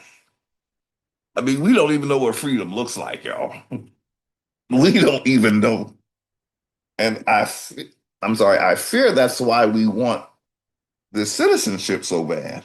But if we take the citizenship, we're going to continue to be mocked. We've had the citizenship, y'all. It was created for us, right? It says it was for emancipated slaves, right? And look where we at, guys. Where are we, guys? They take something they make for us and they give it to everybody else. There's a pattern here. They're they're just using our birthright, but everybody else is getting the best. Well, not the best of it. Congress is getting the best of it. The other people are just getting to be here as if they are American. But Congress is the almighty. They've taken in their system, Congress is the almighty, okay? That's why we don't belong in that system. If we insist upon being a citizen, we are the only people that are not represented, but the truth is the citizens are not even represented at this point because they are also United States citizens because they have a dual citizenship. Like we said, the United States goes with the worst of the two. They give you two things so that you could be confused while they're using the worst of the two things against you. Yeah. Okay. So we spent so much time. Basically, it's because we want to drum home the fact that we are not citizens. We need to be clear, y'all, and let it go. We really need to let it go, y'all. We cannot move forward if we cannot get past this point. I underlined it in red for you. Please take a screenshot, hang it on the wall, do whatever you need to do. We're not citizens, guys. I don't know what's so appealing about it. I really don't know. Again, it was created for us. We were the emancipated slaves. Do we understand that part? The emancipated slaves. But they're now trying to say that no, it wasn't us because we're waking up now, and they can't have us trace the breadcrumbs to know that we were always known as the slaves. So now they're trying to say, well, there was Native American slaves, but they didn't create the birthright. You didn't create the birthright based on them. You created the birthright based on Negro slaves, right? Why? Because we're the American Indians. But we don't want the birthright. See, this is where I think we're losing people. Just because it was created for us, that is not a good thing, y'all, because we were supposed to do the creating. If it was created for us, somebody is playing the role of master to our slavery. We're not citizens. We're not citizens. We're not citizens. We're not citizens. We're not citizens. We're not citizens. We're not citizens. We're not citizens. If we don't know how to not be citizens, they're going to continue to make us whatever they want us to be. got to get out to even begin to be self defining, self governed. If we call on being a citizen, y'all, we're going to be seen as the worst of them because, well, they're all worse now. Again, with the dual citizenship, the state citizens are United States citizens. The only ones who are protesting that is the state nationals. But the state nationals are also, they're on some really fictional stuff, y'all. Like when I first was a state national, now I've made my declaration to not be a state national anymore. But when I was a state national, I'm looking at this muskrat, y'all, and I'm like, am I really going to do this like this? This is kind of ridiculous, isn't it? It's a little ridiculous. It's slightly ridiculous, y'all. Only because, not because I'm disrespecting muskrats. It's just that I just, it was supposed to be like a little fun thing, hee hee ha ha. But like, I'm realizing I never. Let me see. Should I change it, y'all? Cause no, I think I gotta leave it up there now because now I'm getting tired. And we start looking tired and like looking all weird and stuff. But I began to realize that state nationals, they're not really seeing with clarity. Well, it's not completely their fault because they were dumped here. And they're just trying to me, state nationals, they love it here now because they've been here so long and they feel like, but we have to fight for this. But you can't fight for something that's not yours. You can't. The king dropped you here. And just because you broke away from him, it doesn't grant you entitlement to our land without dealing with us first. You really have to deal with us first. And I don't think I think the state nationals feel like they've already dealt with us. No, they have not, because the United States misclassified us. You're dealing with Native Americans, and they are not the authority.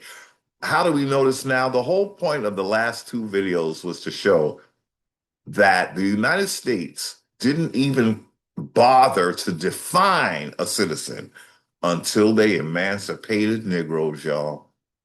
That is the crux of these last videos. They didn't even bother to define a citizen. They just went with it because I think they did that for a reason. Because really, citizenship, it does not exist if you're not, uh, how about this? It only exists if you were a people that were dominated by a king. That's where your citizenship is coming from, the king. Because he has to create the state first, and then you become a citizen of that state that he created. That's why state nationals, I began to see that they're not seeing that part. Now they see the corporation for what it is. I will give them that. They know this corporation, but they don't seem to understand that without the corporation, they wouldn't even be here. Without their king, they wouldn't be here because this is not their land. Their king dumped them here. It's basically like a war tactic because you're dumping them. You're not here. Allegedly, the king didn't dump himself here, but he is using these people as invaders on our land. And he's looking to increase them on our land. And then they have to fight to break away from him. But wouldn't that be playing right into his game, y'all? Like, okay, you break away from me because now you think that you're home. but I put you there.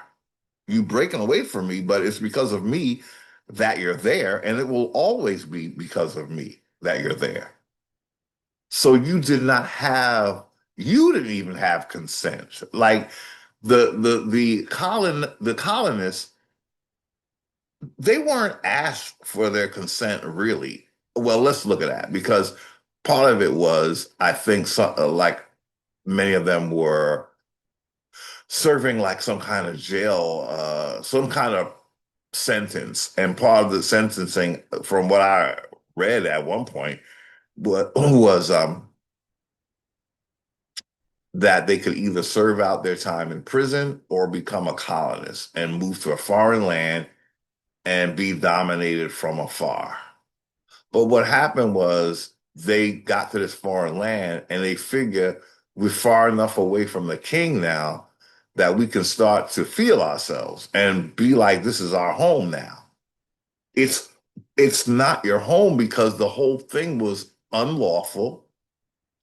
And the main people who needed the consent or had to give the consent was us, and we never gave consent. So you're here, but we did not authorize you being here. Your king did, and that was an act of war against us because he's taken an authority by his church, and he thinks that he could just walk up in somebody's country and basically slay them with the Bible.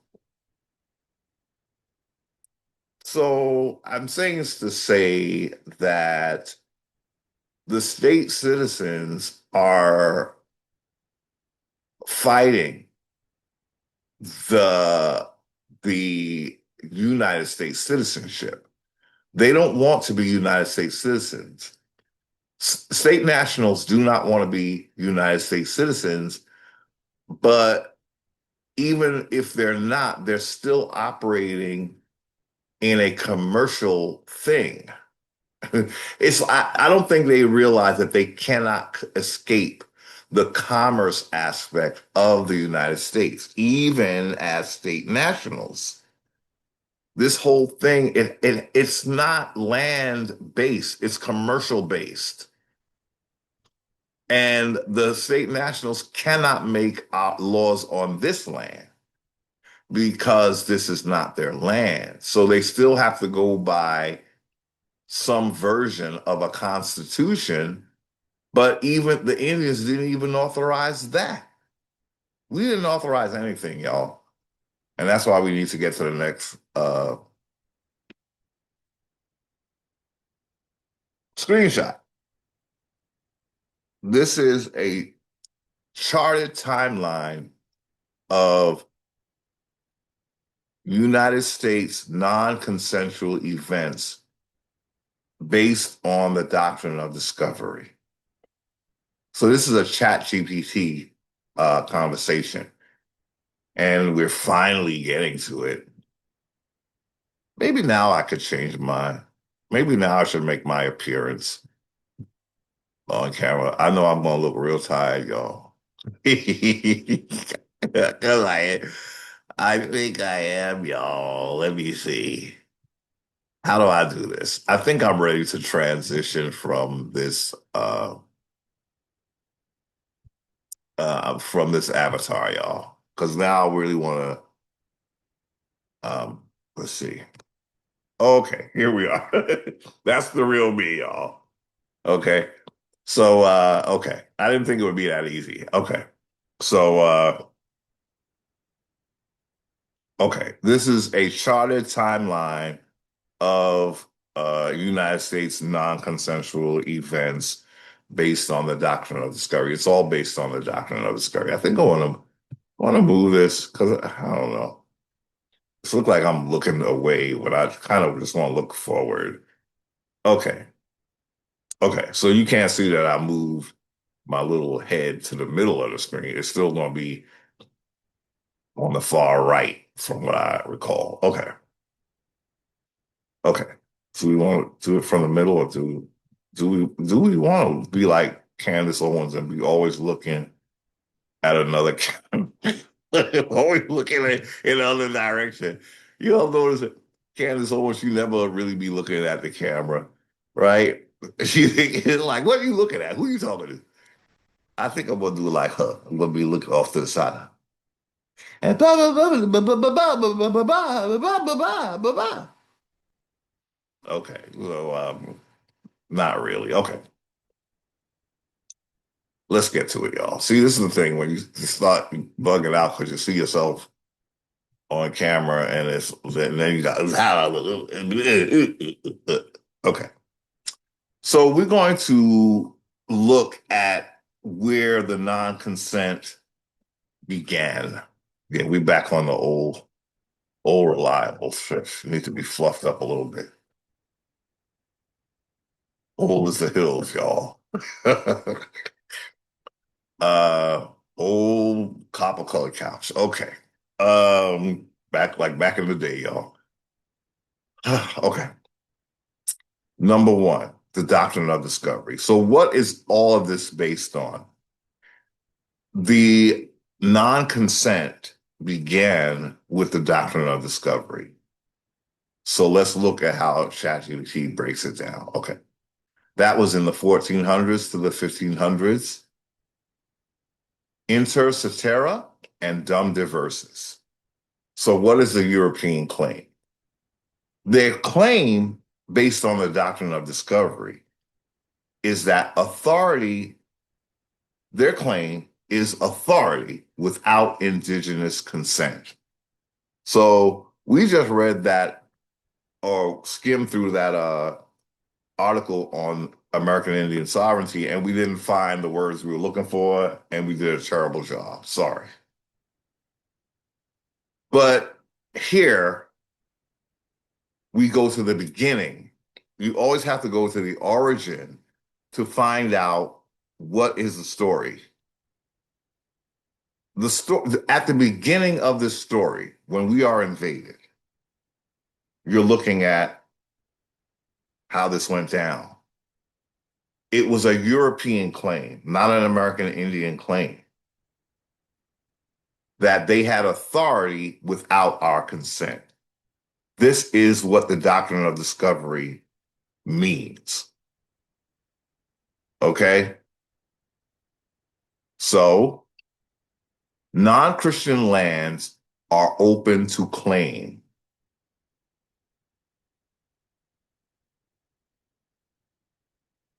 Okay? So then it becomes adopted in the US legal system, which means they're not going by the Constitution when it comes to us, but then they're not going by the Constitution with anybody because the Constitution doesn't have black and white people, it has free persons. This was the plan, ladies and gentlemen. It's not that this was our government, because as we saw, it began with the doctrine of discovery. They got here because the doctrine of discovery said they have authority without our consent. Non-Christians' lands, we were not Christian, by the way. We were not Christians, by the way. The church knows who Christians are, and they knew that we were not that. So when we talk about mental shackles, we're talking about spiritual shackles, which are probably worse than the mental ones. Because spiritually, now you're pushing away your ancestors' traditions for your colonizers' traditions. And he knows it. We're the only ones that don't know it because it happened in the 1400s. As of today, we just think we were always Christians. We were not.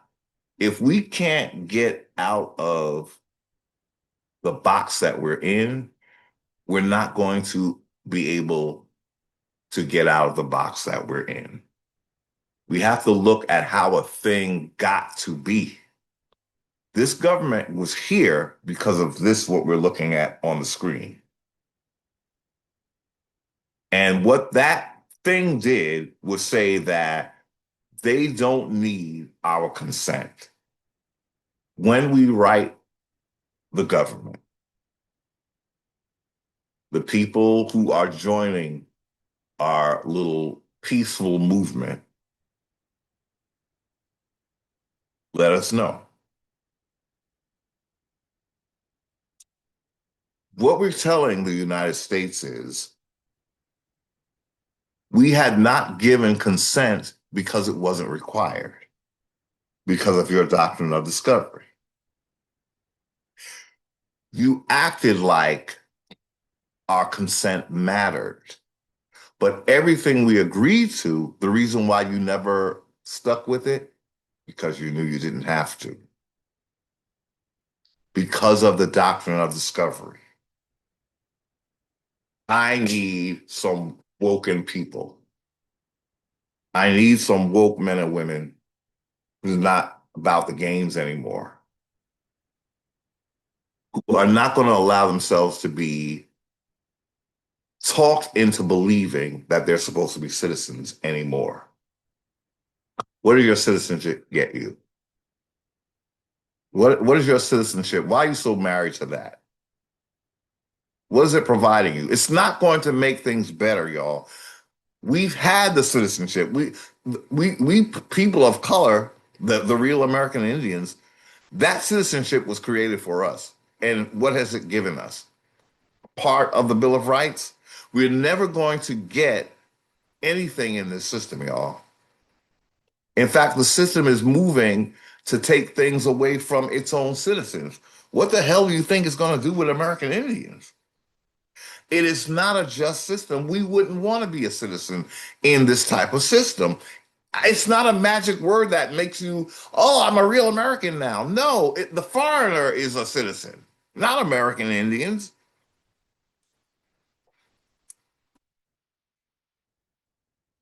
So, number one, the doctrine of discovery. That said, people don't understand that the doctrine of discovery is what's happening right now. That's why the Supreme Court judge used it. That decision was in the 1800s, but it's the same thing going on today. That was the foundational case or the foundational trilogy of cases. John Marshall cases. Look it up.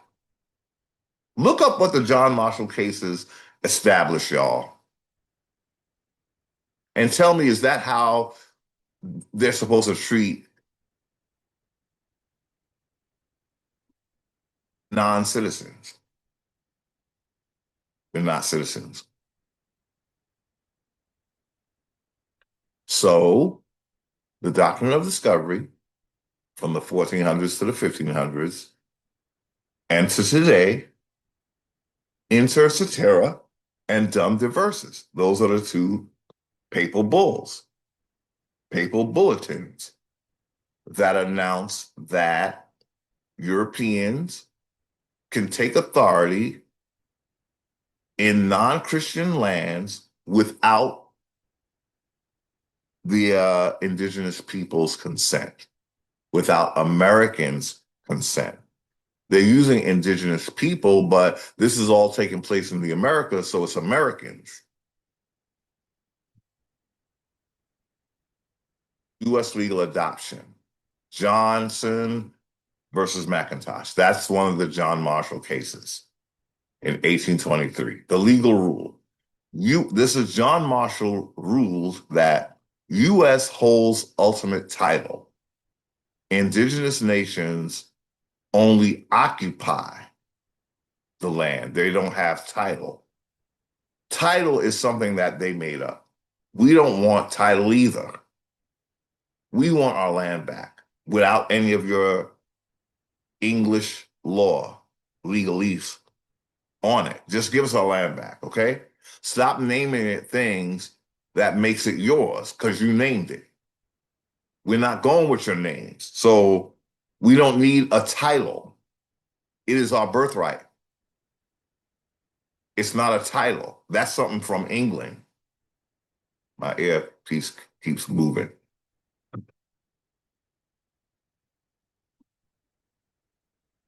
So, from the doctrine of discovery, the U.S.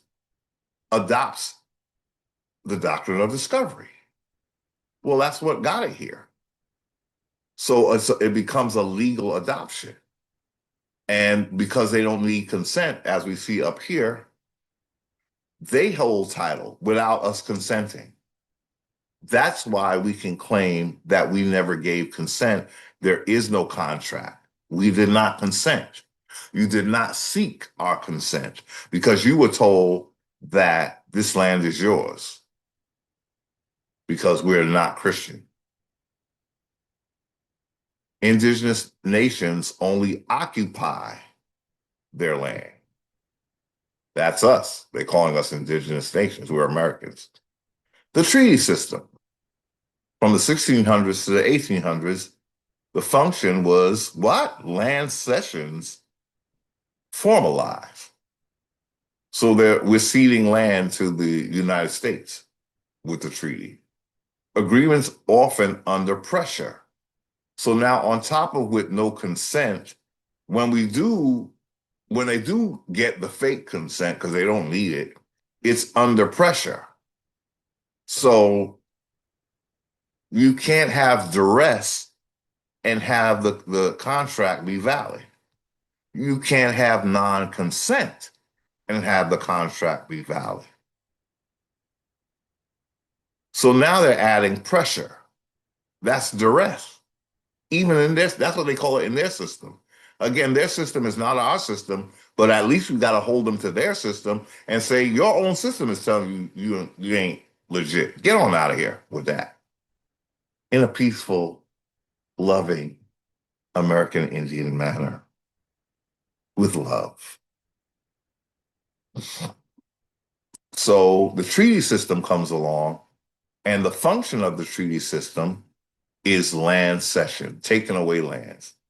Their treaties are about them taking away our lands. Okay, that's what ChatGPT said. She said what she said.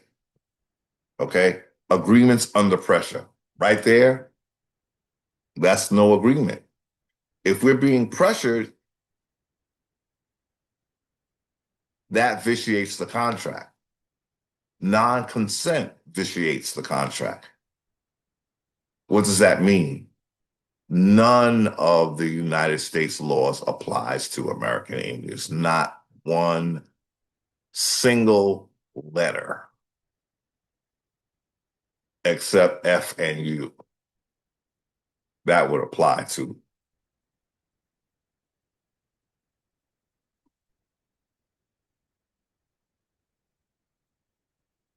Okay.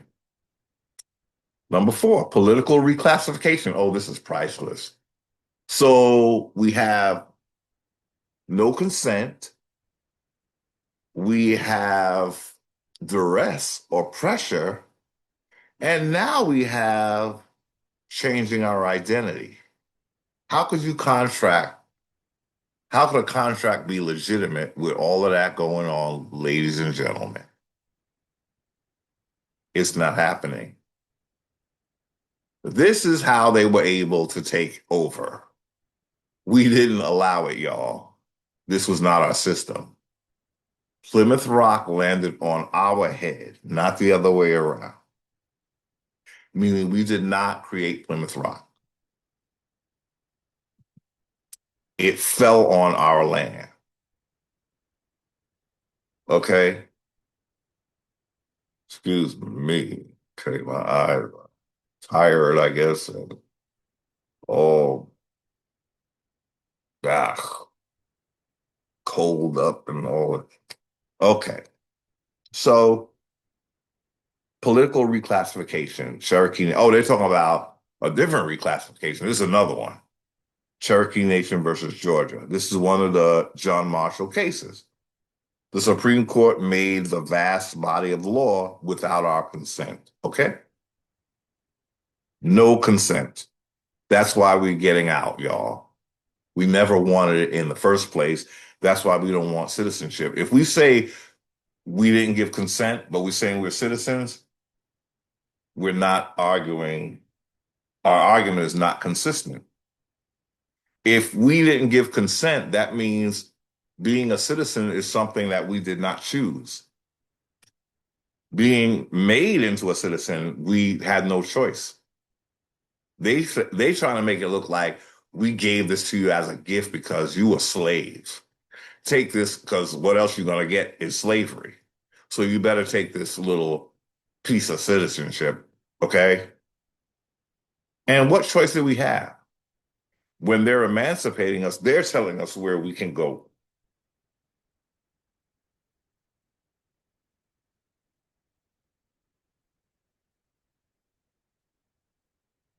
It's not freedom, y'all. That's not consent. They made us slaves because they're acting like I'm giving my property a little bit of a deal. I'm going to call him a United States citizen, and he thinks that's going to make him free. And we fall for it every time, y'all. I hate to say it. It's like our people are having a hard time with this citizenship. They can't let it go. It's like,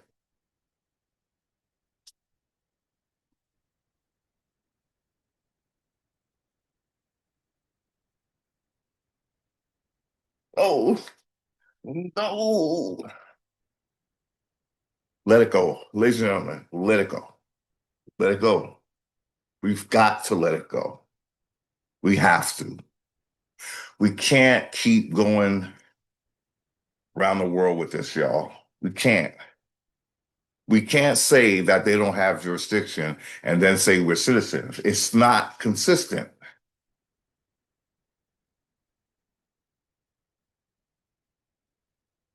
Okay. So the reclassification was from alleged sovereigns. No, we weren't. We were slaves to them. But now they're making us domestic dependent nations. So that's why they say we can't control our land because we're just domestic dependent. That ain't none. Okay, so everything they give us is just a fancy title with no power. That's what we get from your colonizers. Something that is not empowering you. It's just deceiving you. It's just deceiving you.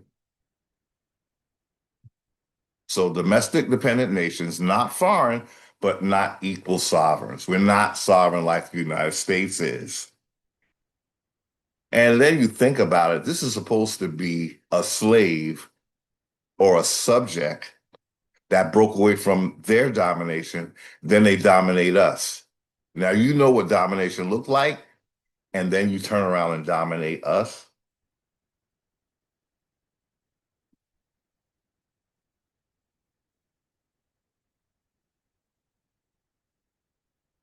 And our domination is worse than the domination I believe that they got. They more or less agreed to be subjects. But even if they didn't, they were supposed to fight that battle in the United Kingdom, whatever. But they come here and then they become just like Britain over us because it is Britain over us, basically. I just feel like if these were criminals, they didn't know anything about law. So if we have a bunch of people called the forefathers, that's not our fathers, and they're creating something, I just feel like they had to be agents. What the hell did they know about creating a government? You were just dumped here. You were subjects. You were dumped here. What do you know about creating a legal system? You're using the one that the king gave you. And his agents, his buddies like William Penn or whatever, people that he owed favors to, or I just believe that I just believe that the founding fathers were working on the behalf of the crown. I really do. I really do. Especially the Federalists, like we talked about, the Federalists.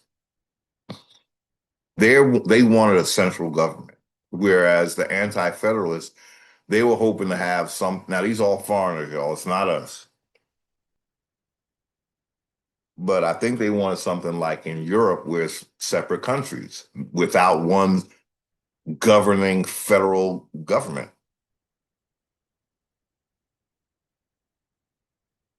Um, So domestic dependent and not foreign, not equal sovereigns. Federal exclusivity.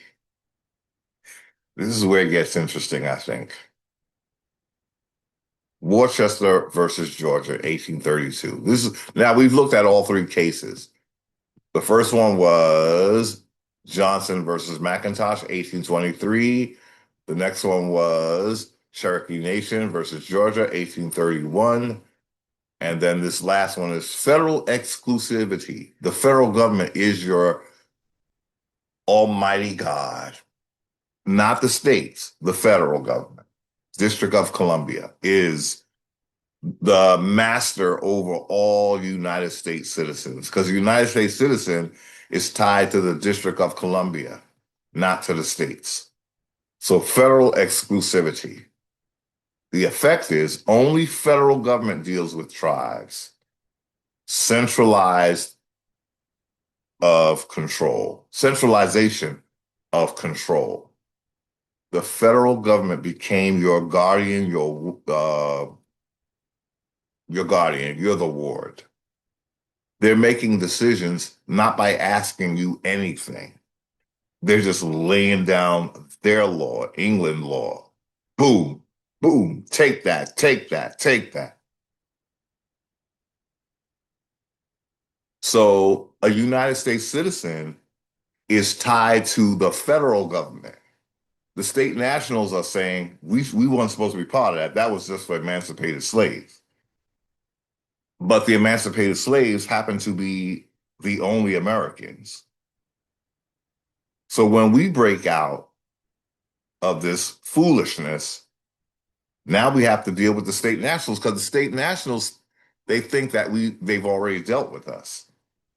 Now we're not going, I don't think we should be, I put it this way.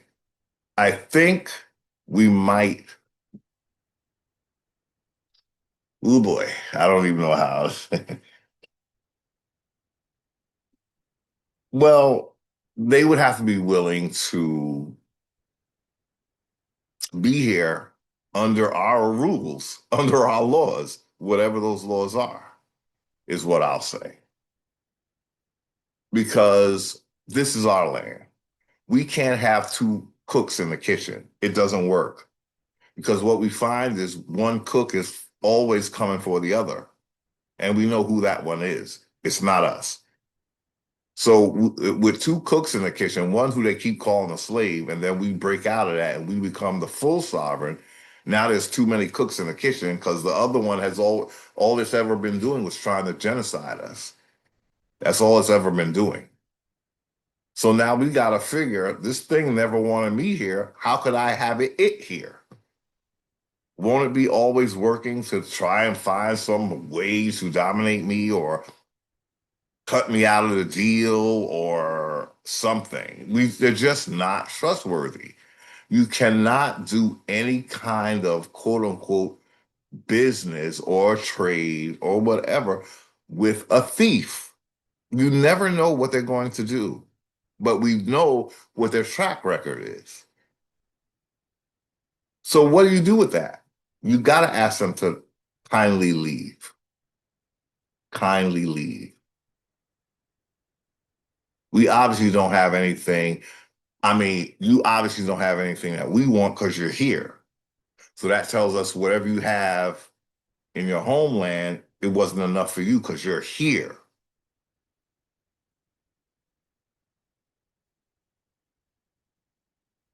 Okay, so the effect of federal exclusivity in the case, these are Supreme Court cases, y'all. A lot of people think the Supreme Court is like, that's the one that's going to give us justice. It's the one that gave us slavery. The Supreme Court did that. We're looking at the cases right now. Okay? Supreme Court is not what you think. It has taken the basically again the role of being our guardian, but we're not guarded from it. So the effect is only the federal government, that's the District of Columbia, y'all, deals with tribes. And by default, they're going to only deal with Indians, or they're going to try to until we tell them that they ain't supposed to. So it's centralization of control. Number six, land removal and consolidation, the Indian Removal Act. So this timeline is showing us all that happens after the doctrine of discovery is established. Then it's all about losing land. What is being stolen from us? Land. So now we got number six, the land removal and consolidation happens. It's called the Indian Removal Act of 1830. The outcome? Forced relocation, e.g., the Trail of Tears, massive land transfer to U.S. control. Ever since they got here, some people think we were in power at first.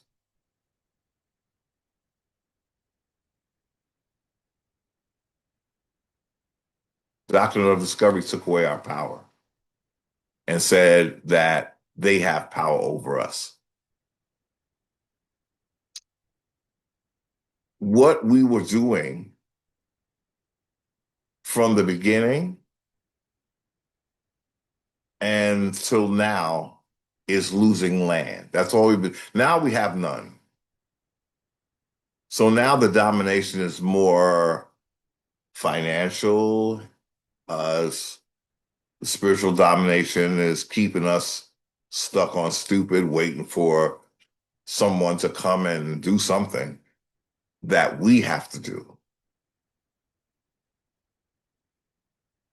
We're trained to depend on something else, and it ain't coming, y'all. It would have came for your grandma. I realized if Jesus didn't come for my grandmother,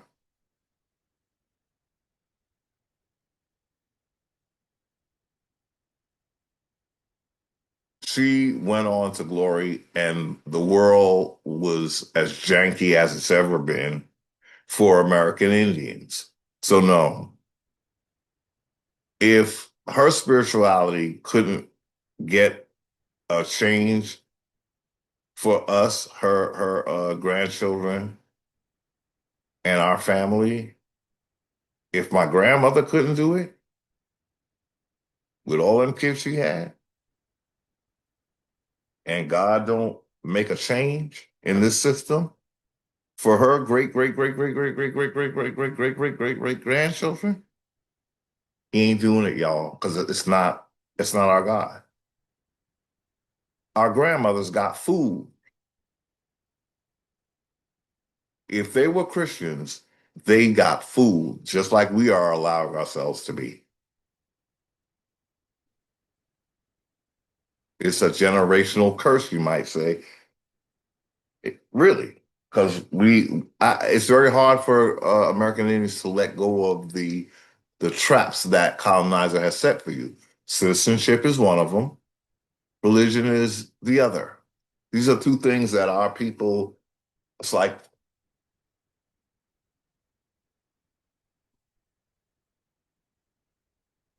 with my Jesus. Don't you take away my citizenship. Don't you take it, no, no. You're going to be a slave. You're going to be the slave that they said you were when they first got here with the doctrine of discovery.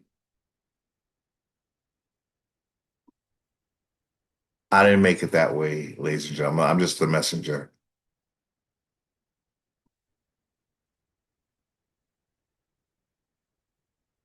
Forced relocation, massive land transfer to the United States. That's what your citizenship gets you.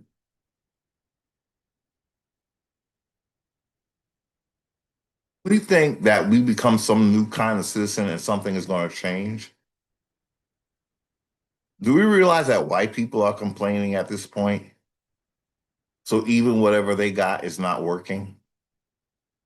It's not going to work, ladies and gentlemen. Becoming a citizen or claiming that we were the first citizens, we weren't citizens until they created our citizenship for us. When they created, when they created, this is all we talk about, ladies and gentlemen. It is all we talk about. If they create it, it is theirs.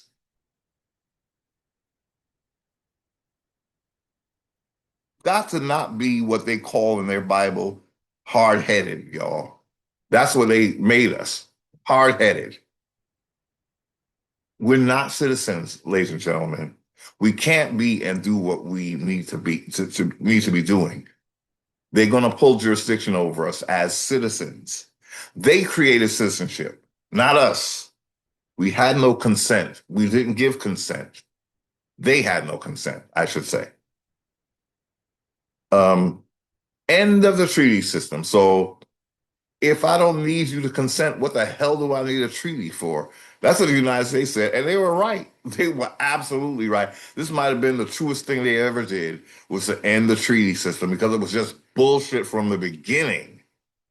From the very first treaty they ever made, it was bullshit, because they didn't need the treaty. They did not need the treaty. They didn't need it.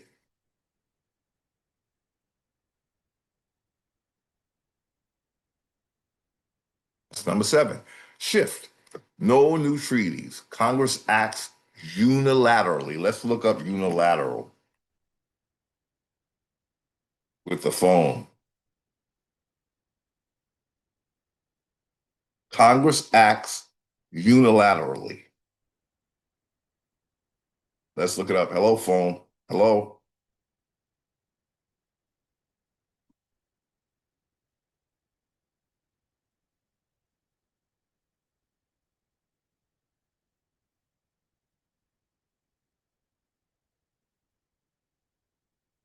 Okay. Unilaterally.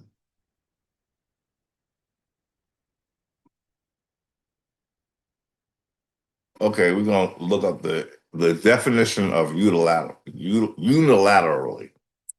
Unilaterally means acting or deciding on something by one party or side without the agreement, involvement, or consent of others. It describes a one-sided, often authoritarian action rather than a mutual collaborative one. Frequently used to describe policies, decisions, or negotiations. Okay, so we're going to read this again. Let's read this on the screen. The end of treaty system, the shift, no new treaties. Congress acts when it comes to, this is all about how it's dealing with American Indians, but it also affects how they're dealing with their own citizens as well. Remember, every new person that's coming is getting this United States citizenship. So they're going to fall under this as well. Unilateral domination by Congress and the Supreme Court. So, due to the doctrine of discovery, you see the arrows is showing us this is what went down. This is what went down after the doctrine of discovery, from 1 through 7. So we are now at the end of treaties. They were never needed to begin with, y'all. They were never needed. So no new treaty, and Congress acts unilaterally. Unilaterally acting or deciding on something by one party or side without the agreement, involvement, or consent of others. It describes a one-sided, often authoritarian action rather than a mutual, collaborative one, frequently used to describe policies, decisions, or negotiations. Every United States citizen now, it's no longer a representative government. This is the United States citizenship that was given to emancipated Indians. And it's federal. Did we see? Only federal government deals with tribes. So we should have asked it to include the fact that emancipation was what created the citizenship. See, now with this document, we're not really talking about citizenship. It's a doctrine of discovery, but citizenship is also something that happens after the doctrine of discovery. So that was number seven. Number eight is plenary power doctrine, United States versus Kagama in 1886. The effect: Congress has broad authority over tribes, can override prior arrangements. So now we're just dealing with Indians, right?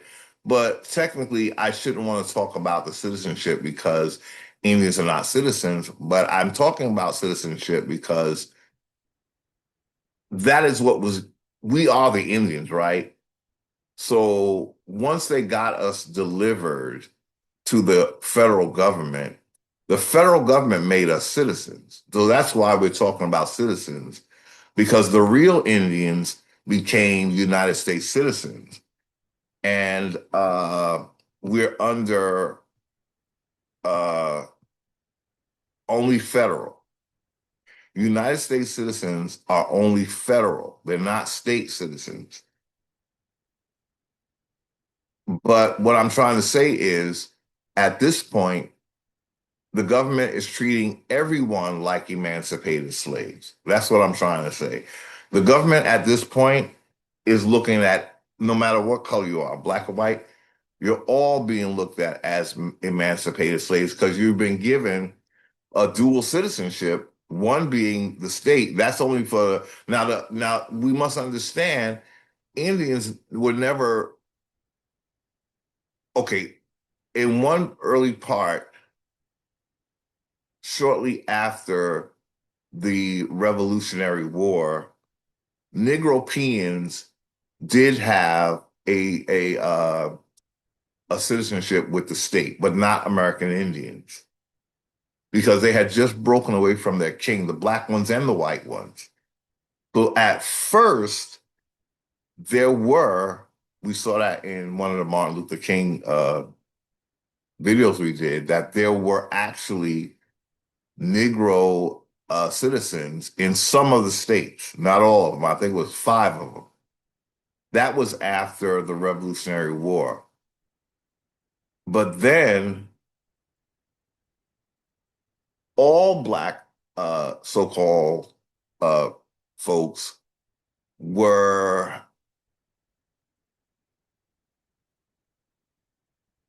were under black codes. And so that's where the Negropean is taking a little hit, but we're the target of the hit. But the Negropean is going along with it because they're about to change us from American Indian into Negropeans. So the Negropean, in order to get his nobility to have full control over our land, they have to take a little bit of a hit. Um, but key figures will rise up to be members of Congress, judges like Clarence Thomas, you know, those are the Negropean influenced, possibly American Indians, but they've gone to the other side. They are civilized. So they are supporting the oppressive system because they too are against uncivilized Indians.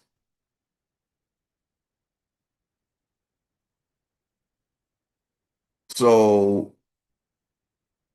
they are like our worst enemy because they're the ones, I think, that keep convincing us that we should be citizens when the Constitution says we're not. Why would we design a Constitution and not go by it? Is a question that I don't think people are ever going to be able to answer.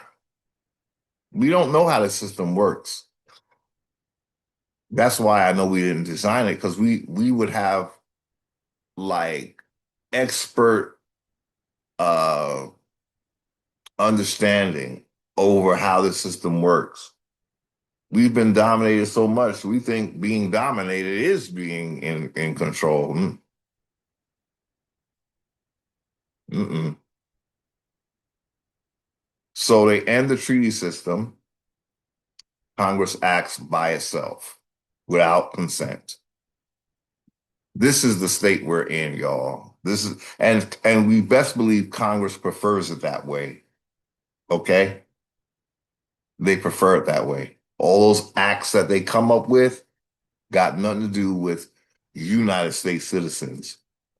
Why? Partly because what they did with United States citizens to enforce their lack of power, they also made you, like we always say, you are pledged to the public debt in terms of you cannot question it. So you're the ones that have to pay the public debt. So if you're a United States citizen and the public debt is out the roof, you don't have any say because you're a debtor. And in their religion, debtors are equivalent to sinners.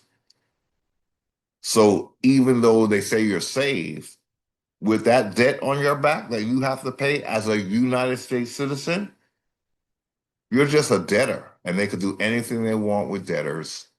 They could sell you because you owe them. They own your body. That's how they see it.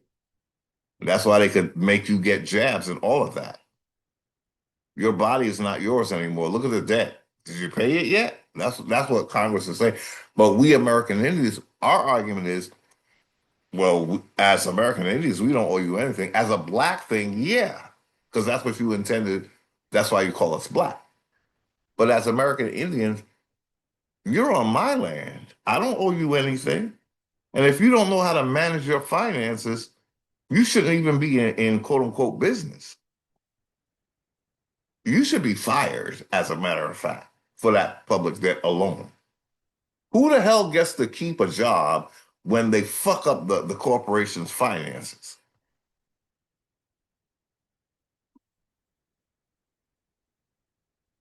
But again, if the goal is to sell off United States citizens, well, that's why we don't want to be United States citizens. If they pay the debt by selling off citizens because the citizens cannot question the debt, they're the ones responsible to pay the debts that these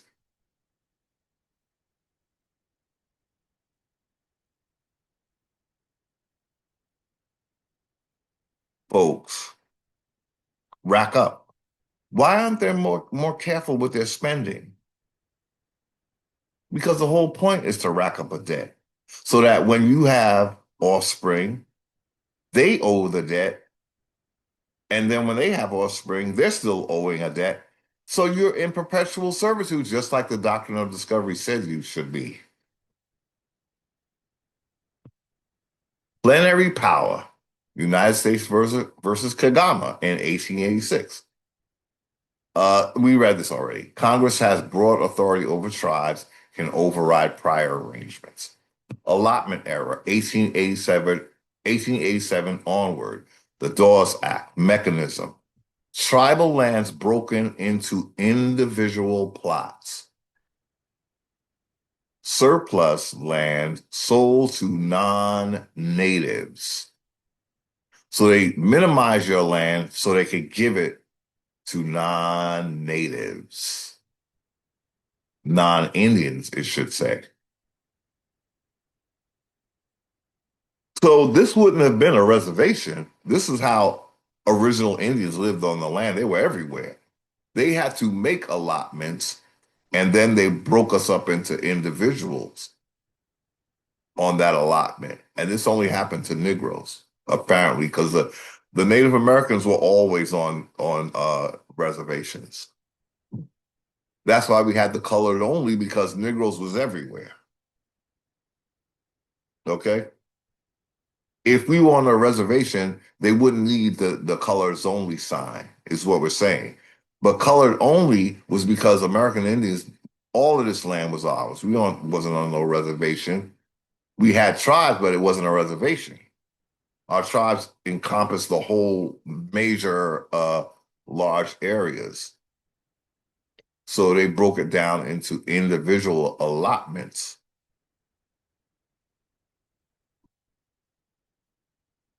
And then the surplus land, there shouldn't have been no surplus, but they're going to make sure there is so they can give it to non-natives.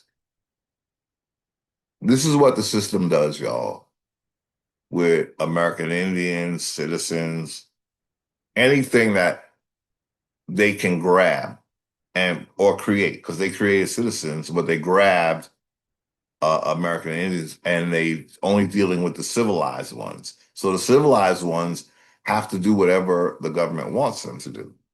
That's what being civilized means. Do as they say. You're obedient. Actually, that's what being civilized means. Just be obedient and take us as your master because you're a slave. So tribal lands broken into individual plots. Surplus land sold to native. 10, the reservation system. Oh, result was the reservation system. Remaining land confined to reservations. Still doesn't make sense because of the colored only. So we weren't on reservations, but I do believe Native Americans, they started out on reservations.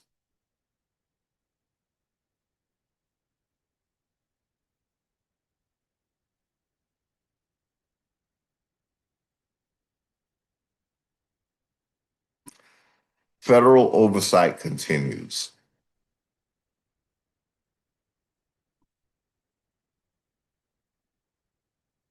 Let's look at the year. What year are we? 1887.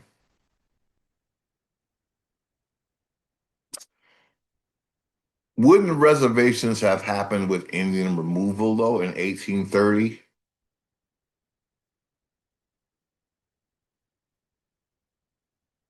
All I know is that it was the Indians who were everywhere that had to be uh, put on allotments, whereas there was never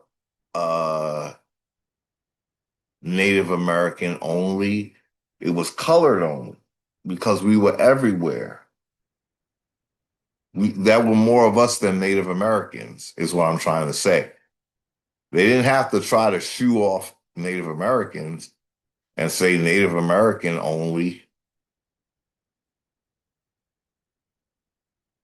but there were so many Negroes because this was our land that they had to put a Negro on, colored only to keep us from going to their places because we were everywhere. We were all around their places. You don't get to be that many and be a slave, y'all. Nobody wants more slaves than the actual number of quote unquote citizens because you run the risk of slave rebellion. So if there was so many slaves that they had to put colored only, that means we were already here. And if you were slaves, you wouldn't need colored only because you'd be have your place on the plantation. You'd be relegated to the plantation in your quarters or whatever. You wouldn't be just hanging out. So that shows that we were the American Indians because we were everywhere and we were not limited to any reservation at this point with the colors only, Jim Crow era. Um, so the reservation system, remaining land confined to reservations, federal oversight continues. Citizenship layer. Okay, here we go. The 14th Amendment. Indian Citizenship Act in 1924, the 14th Amendment in 1868. So they create a citizenship for slaves before they do it for Indians. And then when the Indians do get the citizenship, it's the one that was made for slaves. Don't seem right, right? And then it's called a birthright citizenship. To me, if these folks, the Indians, were the real landowners, they would have to be the ones to get the 14th Amendment so it could be a birthright citizen because they have a birthright, but they don't have a birthright. So the government had to insidiously get us involved, and then they could make what they call a birthright citizenship. They couldn't do it with Native Americans. Why? Because Native Americans don't have a birthright. But again, that does not mean we want to be citizens. I'm just saying, once again, they're adding our birthright to their citizen, and their citizen is a debt slave. If you are pledged to the public debt and you cannot question it and it's out the roof, you are a debt slave. I hate to inform you. That's why we don't want to be a citizen, because that is what we'd be married to, the public debt. That's how they wrote it down. Well, we're going to say we're not, because this is our land as American Indian. And we shouldn't, American Indians were not supposed to be citizens at all. But you grabbed us because you need to create a birthright citizenship based on us so that you can grab the whole world and give them part of our birthright. Congress is using the fullness of the birthright by, making all the laws. Okay? So the Indian Citizenship Act, the effect is citizenship extended by U.S. law, not based on treaty consent.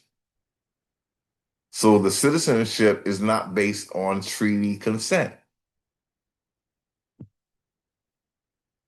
because the treaties wasn't saying nothing about citizenship, right? So a treaty wouldn't have had Indians becoming citizens. So this is something Congress is acting like your dictator with their Indian Citizenship Act and with their 14th Amendment, which makes the citizenship that Indians, or Native Americans, I should say, end up getting. The Native Americans get a birthright citizenship after alleged African slaves are emancipated. Because now that these slaves are emancipated, they've been delivered to the federal government. So now the federal government can use them to create a federal United States debt slave citizen. And then they give that debt slavery to every new person that comes here. So everybody is being punked, but at the expense of, we have to be involved as American Indians because we hold the real birthright. And they figure if they can make us a citizen, a United States citizen, they could they'll siphon our birthright by calling it a birthright citizenship. But they can only get that from us, not from Native Americans, is the point.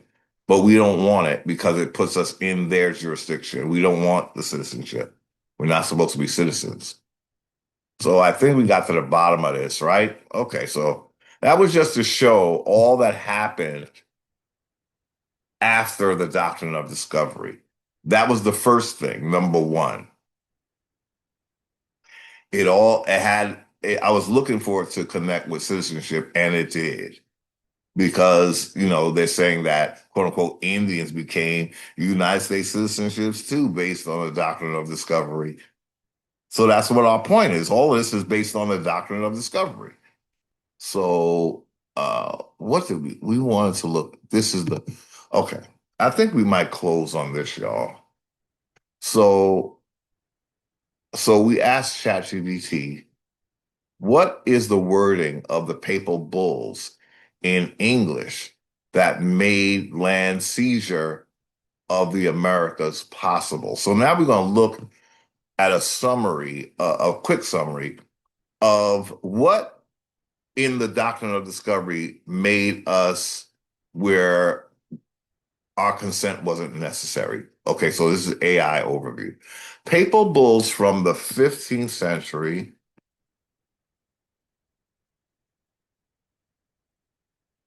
I want to make it as big as possible.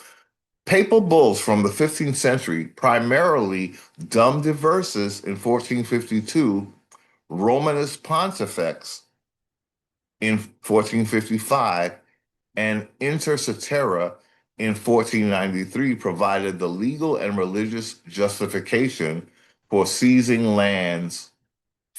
indigenous lands in the Americas, declaring non-Christian lands as available to be discovered and colonized by Christian rulers, essentially enabling the doctrine of discovery. So I want to highlight legal because the doctrine of discovery is a legal document. It provided the legal and religious justification. So a lot of times when you're talking to ChatGPT, it'll try to say that this was religious and it was morally wrong, but not legally wrong. Or like in other words, ChatGPT is presenting it like it's legal even though it's not moral.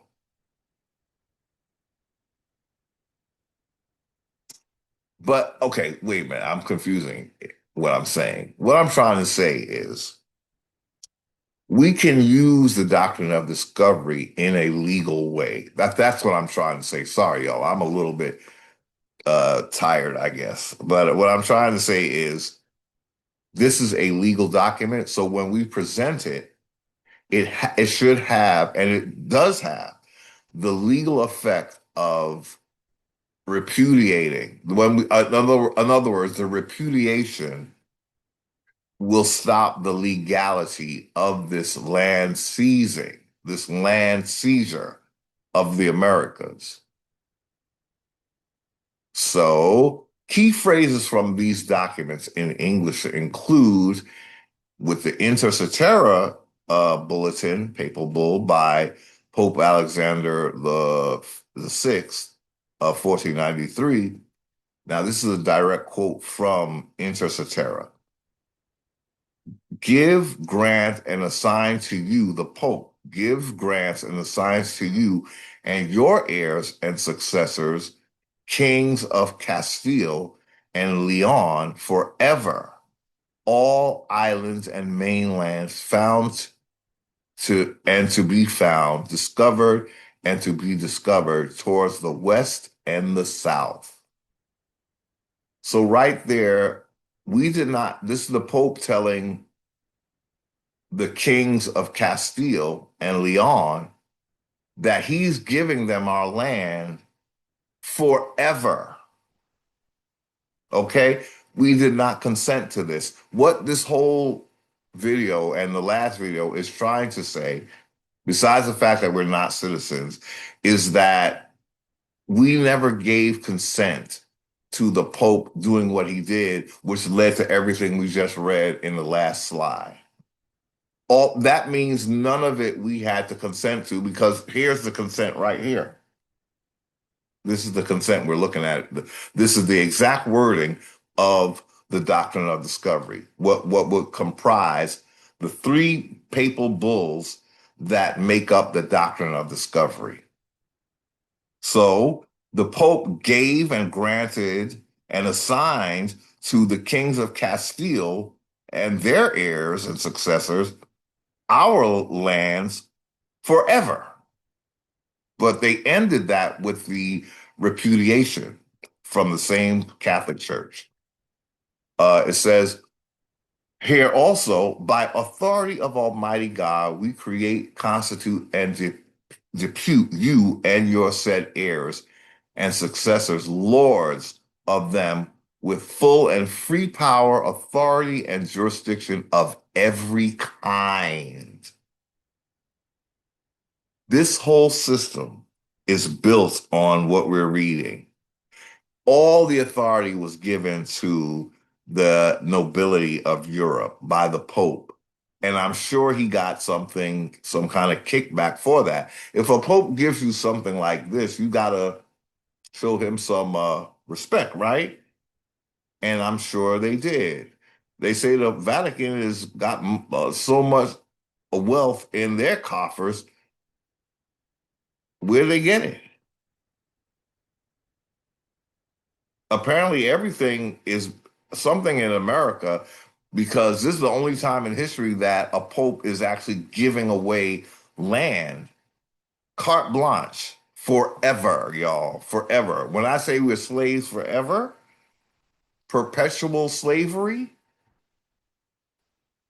that's why we got to get out and we can't be in this system.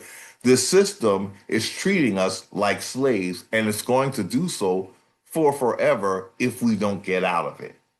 If we stay in it, they're going to find a way to make us slaves. They don't care what we say or what we think. If we're not calling on the repudiation, they're saying that we are acquiescing to these papal bulls. And we haven't mentioned the repudiation. I did in my paperwork to the government. I told them that I gave them a copy of the papal bull that repudiates this doctrine that we're looking at. Okay, so next, that the Catholic faith and the Christian religion be exalted. Christian religion, y'all, it's not just Catholic. So some Christians gonna say, well, that don't got nothing to do with us. It doesn't. The Pope said the Catholic faith and the Christian religion be exalted and be everywhere increased and spread, that the health of souls be cared for. We're not being cared for. That's a damn lie. We're not being cared for after you make us heathen, even after we convert to Christianity. No one's giving us our land back. If I'm not heathen anymore, and the reason why I was made a perpetual slave is because I'm a heathen, why didn't it change when I became a Christian? Cared for? You can't care for me and not give me my land. That's not caring for me. All they wanted was our land, y'all. That's how precious it was. And that barbarous nations, they talking about us, be overthrown and brought to the faith. Why? What am I getting out of the deal when you're seeing me as a perpetual slave? Why should I take your faith? Because we're going to be fed to their deities, y'all. We are the sacrifice to their deities. That's why they want us in the faith. They're not treating us any better, are they? In fact, it's getting worse. If the genocide has reached the level where they're forcing you to take some kind of jabs, your treatment is not getting better. You're being more and more seen as a slave that is told what to do, and you better not say no, you don't say no, or we'll take your job away from you. How about that? But if an Indian is not under this jurisdiction, they don't have to go by that crap.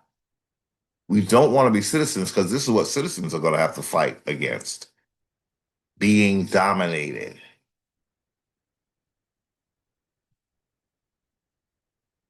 So that's the Intercetera. Let's go to Dum Diversus. That's see how what joys that has to bring. Okay, so this is by Pope Nicholas V of 1452. Authorized the Portuguese to invade, search out, capture, vanquish, and vanquish. That sounds kind of lethal. And subdue all Saracens and pagans whatsoever. We will call heathens, and heathens are basically pagans. And other enemies of Christ. Oh, we were enemies. We didn't even know that we were enemies. They said we were enemies of Christ that we never even knew.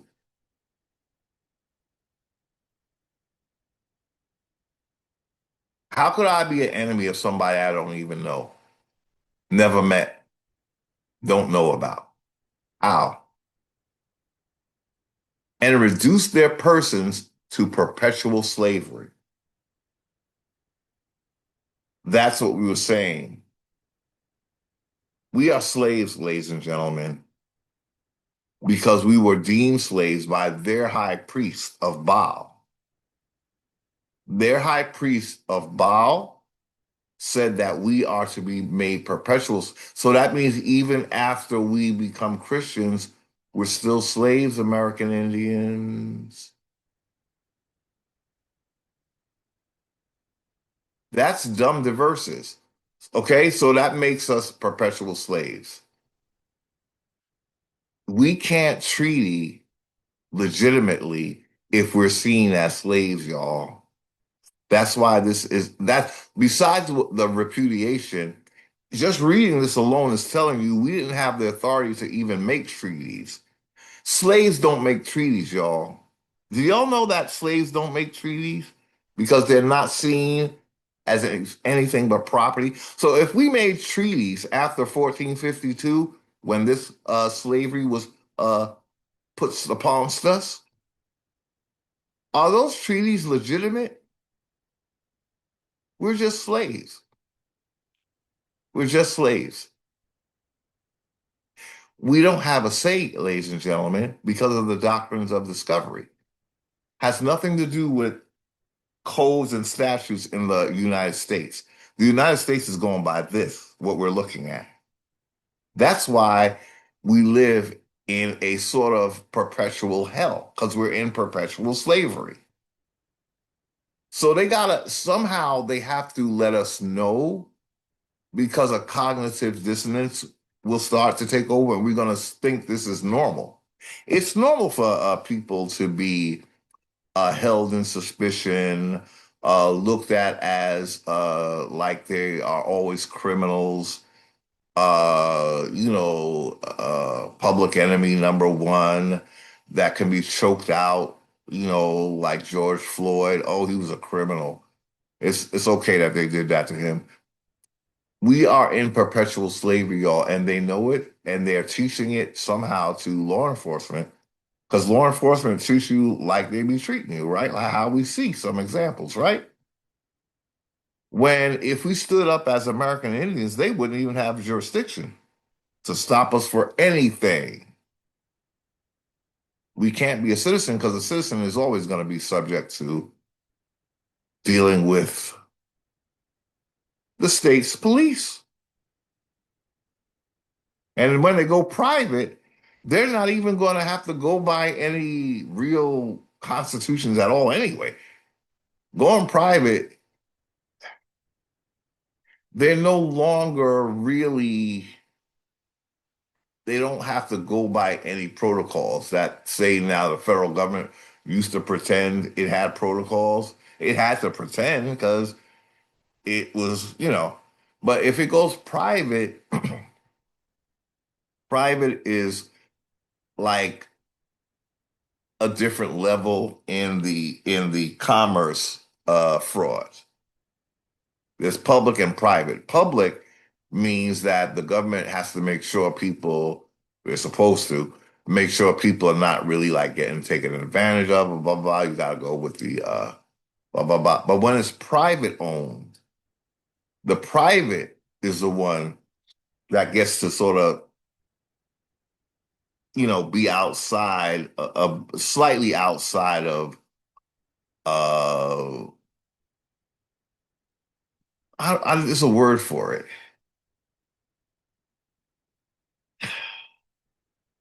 You're just a little more go by a set of rules that are private, as opposed to any kind of public guidelines, really.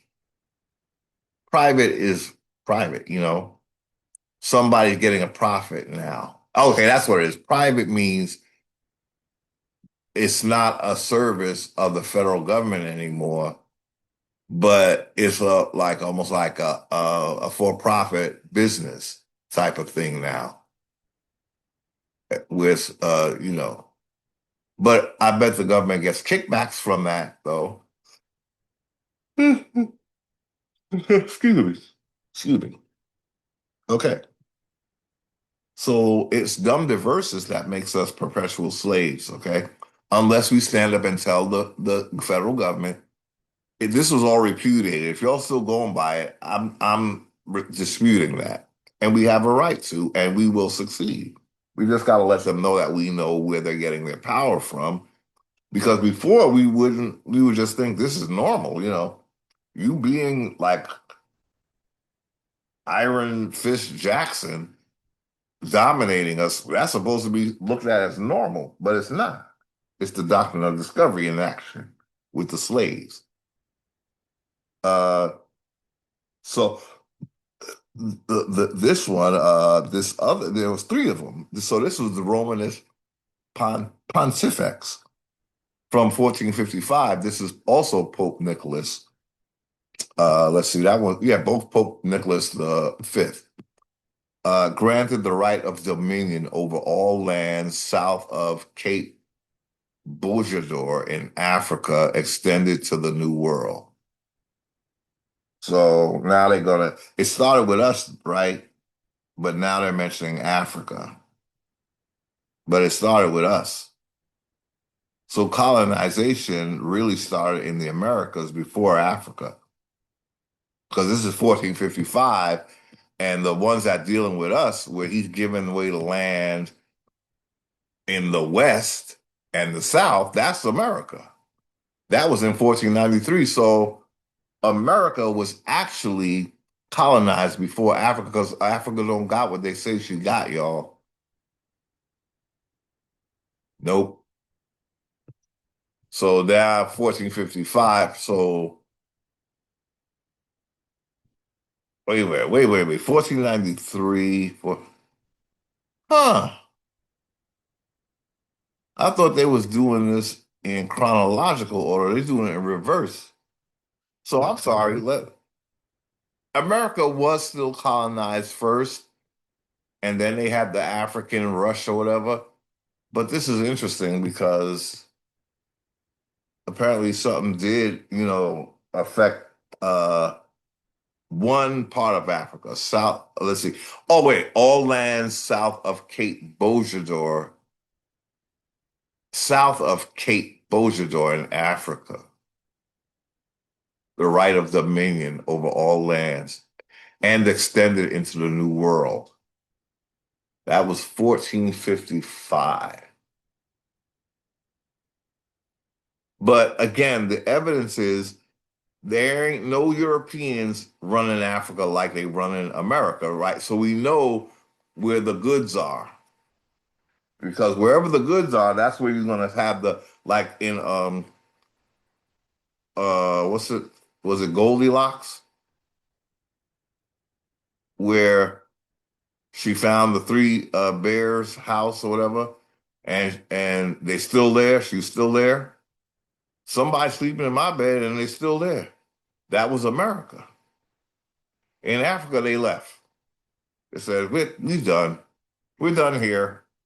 We got all that was to get, so we can leave. In America, there's more to be gotten, y'all.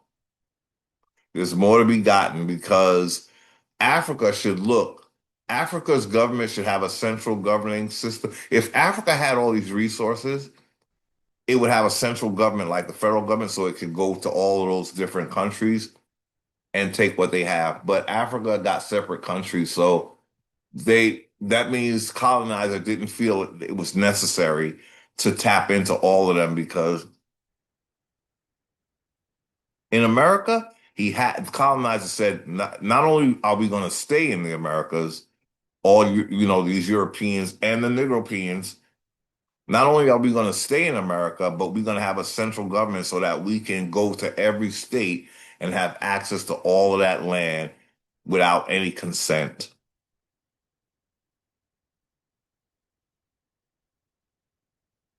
So that's how I know that America is working with something above and beyond what Africa has. And I don't think a lot of these Europeans want to be in a place where there's not necessarily working infrastructure. Like, we talked about it before, just the luxury of flushing a toilet. A lot of people don't want to go that route, you know. Uh, so that's how I know that America is the place that was sought by all European colonizers because they're still here. Africa don't have what we have, else Africa would look like America with a lot of like just a whole sea of Europeans in a central government running all those Negroes like they're doing here.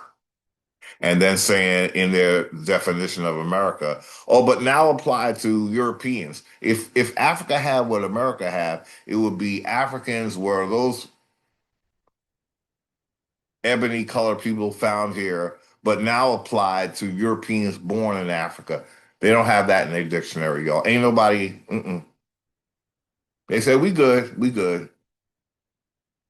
We say this to say because a lot of people are stuck on this idea that Africa is like they got taken advantage of before you and blah blah blah blah blah.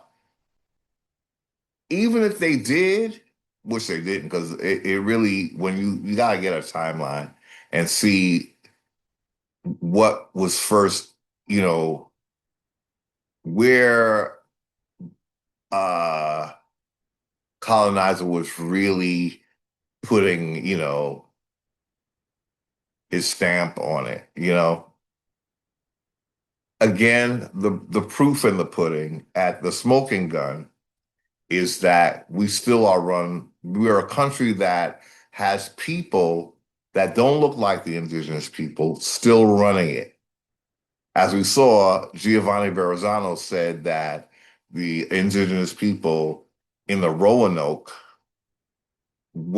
they looked like Ethiopians. So we are all, in America, we were looking like that. And we have a Congress that is a majority European. And all I'm saying is that if Africa was like America, they would have a government that looks more European than African. Okay? That's the evidence because they're not going to tell us, y'all. We got to look for the evidence that there's something more going on with America, that we're still looking very colonized, whereas Africa, again, their leaders look like them, but then the leaders are, you know, and they're looking for, so compounded to the fact that colonizer ain't living with Africans no more. We got the African Union basically saying we need somebody to help us. So it's not looking like Africa got what America got. That's all I'm saying. But we're led to believe that Africa's so rich and got all this, got all that. It don't look like it's colonized though anymore. And then with the African Union doing all this shit now, we want reparations. We need all the black people from all around the world to join us. Come on, y'all. You're telling on yourself. You're all supposed to have all the gold and stuff. You don't need us, right? That's all. We ain't going in there deep with it. It's already a 5 hour video. So so this is just a few things. Oh, we did want to look at the repudiation, but I don't think we're gonna get to it. It's just another article. So we were going to look at the little pieces of information underneath the chat GP. Well, this wasn't chat GPT. This was AI overview, but it always gives you little blurbs on the bottom. So we see now the Vatican repudiates the doctrine of discovery. Okay. And that's part of the title. That was NPR. We have that article and we're supposed to read it, but I just don't think I'm going to get to it. Uh, so what began as a religious decree in the 1400s then became the basis for a legal concept. The basis for the legal system is the doctrine of discovery. This is NPR writing that. National, what's it called? I forgot what NPR stands for.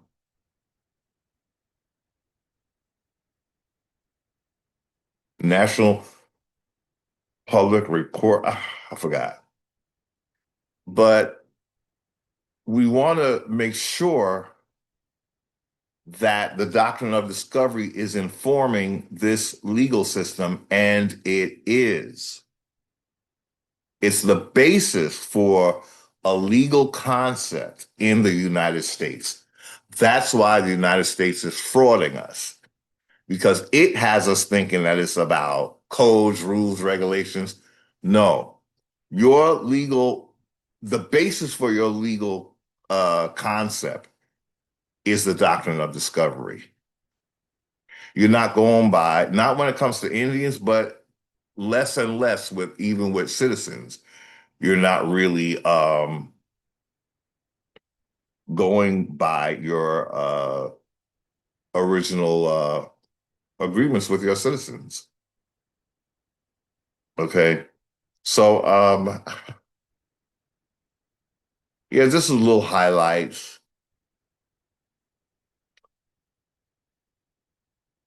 So we find out it was authorized in 1452. Pope Nicholas V issued the bulletin Dum Diversas, which authorized King Alfonso V of Portugal to subjugate the Saracens, and I forgot what that word was.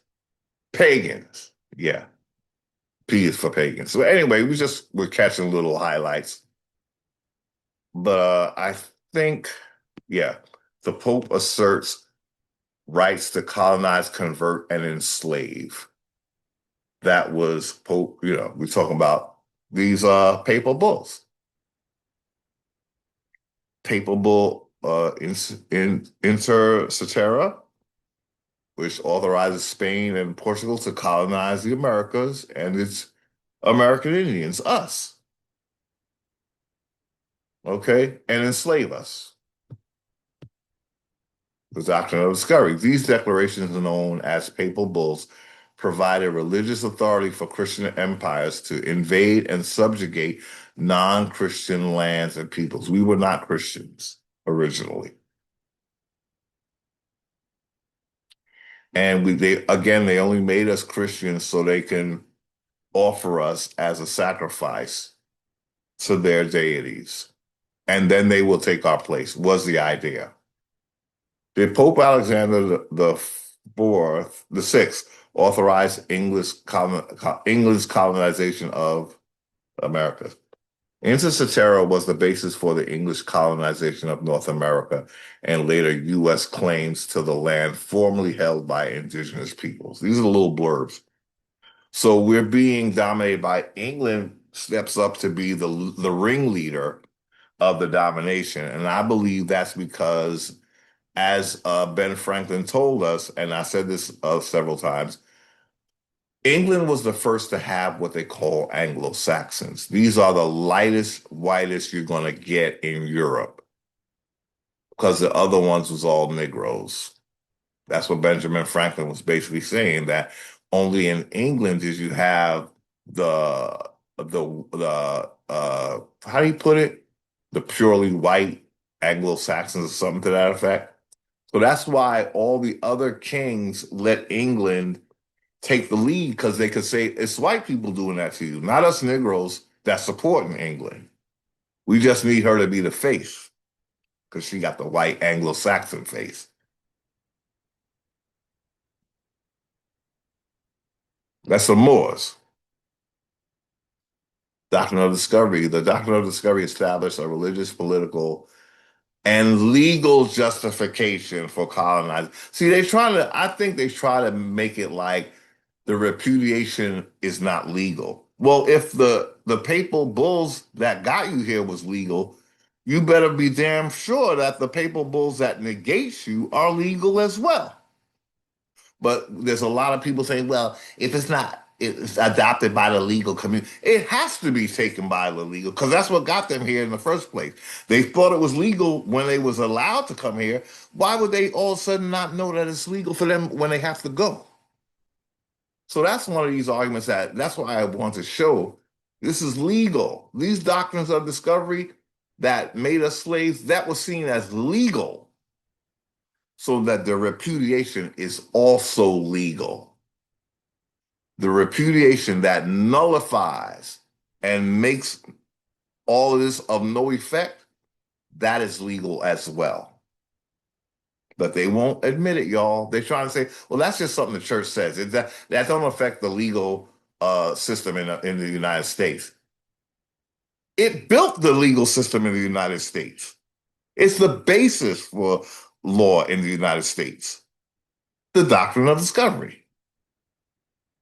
but it has to be geared at the original people so you can erase them.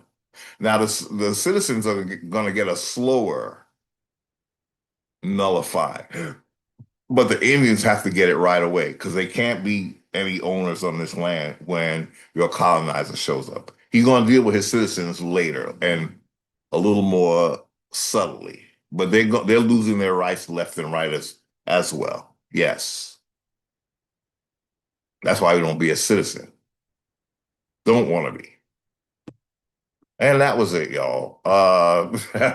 So, I think I'm going to stop here. Um, I know this is an extra long video, and I apologize. We wanted to read this article. How many pages is this? Makes this super dilly long. 5 pages. Let's go for it, y'all. Let's see if we can go for it. The Vatican repudiates, this is the NPR article. You see NPR at the top. Okay. The Vatican repudiates the doctrine of discovery, which was used to justify colonialism. This was March 30th of 2023 when it was first repudiated. Okay. This is by Bill Chappell. People protest as Pope Francis meets young people and elders in Nacosek Elementary School Square in Iqaluit, Canada, last July. That was in 2022, I guess, if this was 2023 when this article was written. The Vatican on Thursday formally repudiated the doctrine of discovery. Formally repudiated the doctrine of discovery. The theory is backed by 15th century papal decrees that legitimize the colonial era seizure of American Indian lands and form the basis of some property laws today. Nearly 500 years after papal decrees were issued to rationalize Europe's colonial conquest, the Vatican repudiated those decrees on Thursday, saying the doctrine of discovery that was used to justify snuffing out indigenous peoples, or I like to call us American Indians, because indigenous is in the United Nations jurisdiction. And this also mostly took place in the Americas. We can call us who we are, Americans. It wasn't just all indigenous people, not how it was done in the Americas, where reclassification and all of that. So we're unique, okay? Because in the midst of all this, they're trying to tell us that this government is about freedom and justice for all, and that's a fucking lie. So the doctrine of discovery that was used to justify snuffing out American Indians, people's culture, and livelihoods is not part of the Catholic faith. That's what they're saying with the repudiation. Well, they got all of our wealth now, so and we're waking up. So now's the time for them to say that's not what we're about. The doctrine was invoked as a legal. We got to get the legal in there, yo, and religious. See, ChatGPT trying to gaslight me, saying that they don't have. ChatGPT is trying to suggest that the repudiation is not legal because it hasn't been adopted. If they adopted the original papal bulls that made us slaves, why is it that they don't adopt the one that says we're not slaves anymore? How does that work? We have to be the backing behind that, y'all. We have to make that argument because it's going to show the fraud. It's going to show that there's a bias. You listen to the church when they tell you to steal, but when they tell you that it's not of God, you don't listen to the church no more. It's not legal anymore. Give me a fucking break.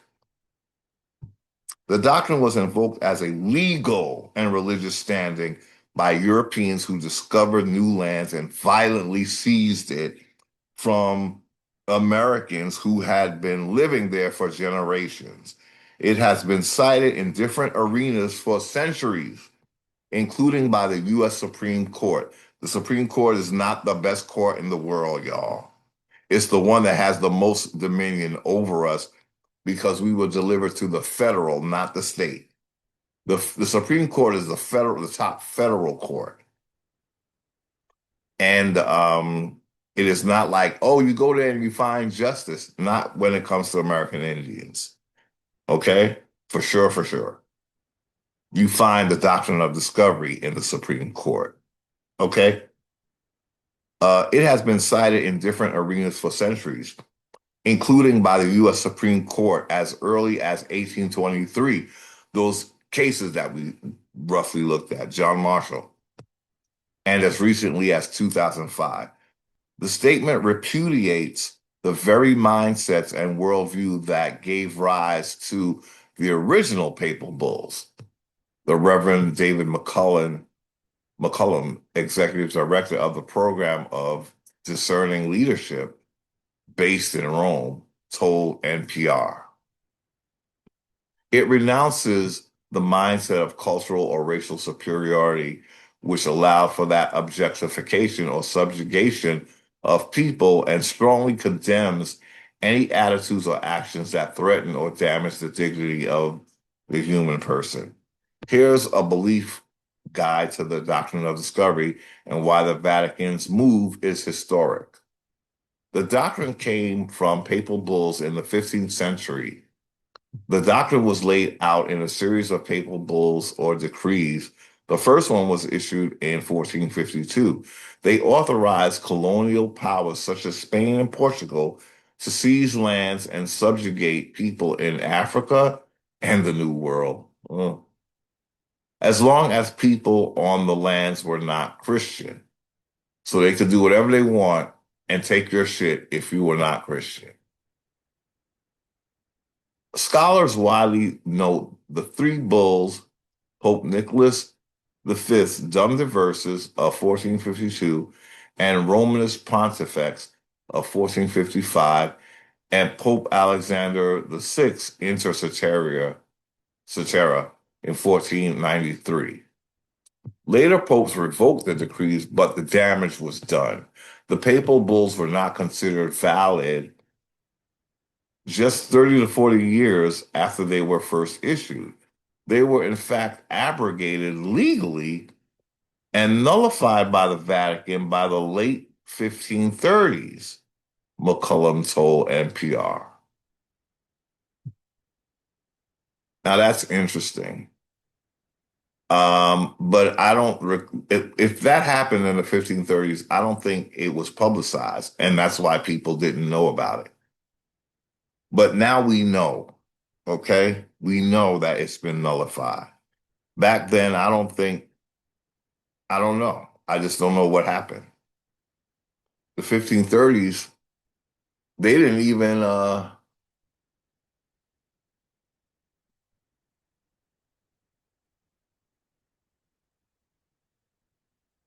don't know, because they, by that time, they did, from 1492 to 1530, they were wreaking havoc in South America, y'all. And South America ends up being Spanish.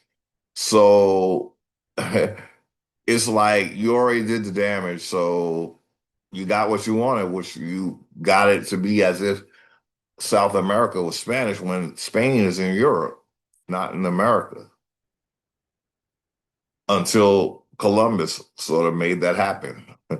The Vatican's nullification was too late to stop the destructive impact of colonialism, McCullum said, noting that European expansion was fueled by a sort of missionary sense that the Western monarchies, You mean the Eastern monarchies? Had a right to go to these new lands and to take from them their resources, and if necessary, to put down people, including enslaving them, if necessary. The doctrine made its way into the legal system. Back in the 19th century, it was used as a precedent which gave people a sense of title to land that gave the government a sense of title to land that had not been owned with an official title in deed. No, those are invalid, McCollum said. Well, he said, it was used as a precedent which gave people a sense of title to land that had not been owned with an official title in deed. So, in other words, it was all land, but they figured if we don't have enough, if we don't have their paperwork, then it's not ours for real, which is crazy. It's whoever you saw here, that's who belongs to you, dumbass. Of course, we're not going to have your paperwork because we're not you. So how would you expect us to have a title and a deed? We didn't need it because you weren't here. So what began as a religious decree in the 1400s then became the basis for a legal concept in the United States when the doctrine of discovery was invoked in an 1823 U.S. Supreme Court ruling we looked at earlier. Uh, that indigenous people had only rights of occupancy, not ownership over lands they had long lived on.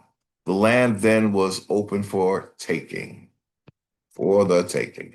As a result of this being written into the American property law, it was actually considered a precedent.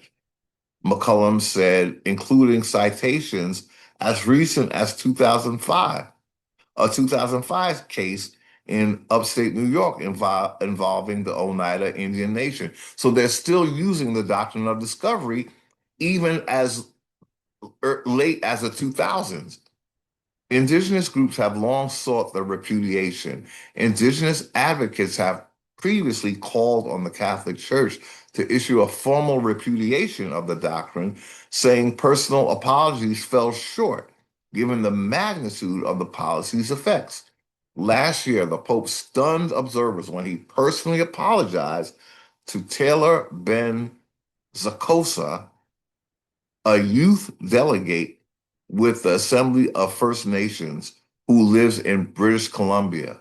Actually, it's in British Columbia where they're having the Aboriginal title debate and saying that Aboriginal title trumps private ownership. So if there's somebody operating in private, thinking that they own land because they acting in private, British Columbia is saying nope. If there's Aboriginal people that it belongs to, they have the final say. This has happened in British Columbia recently. Uh, so we'll see, but see, the United States they're not even having a real conversation about who the real Indians are.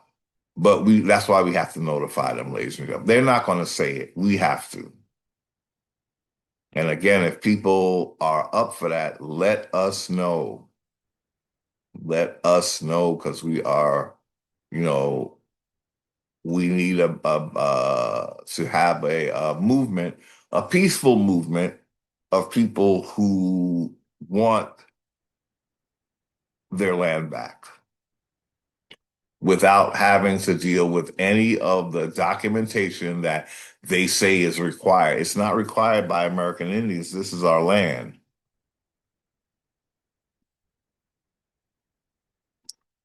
Um, a youth. Okay, so Taylor Ben Sakosa, he personally apologized to her, a youth delegate with the Assembly of First Nations who lives in British Columbia, for the Catholic Church's role contributing to years of suffering. Ben Zakosa welcomed the Pope's action, but she also noted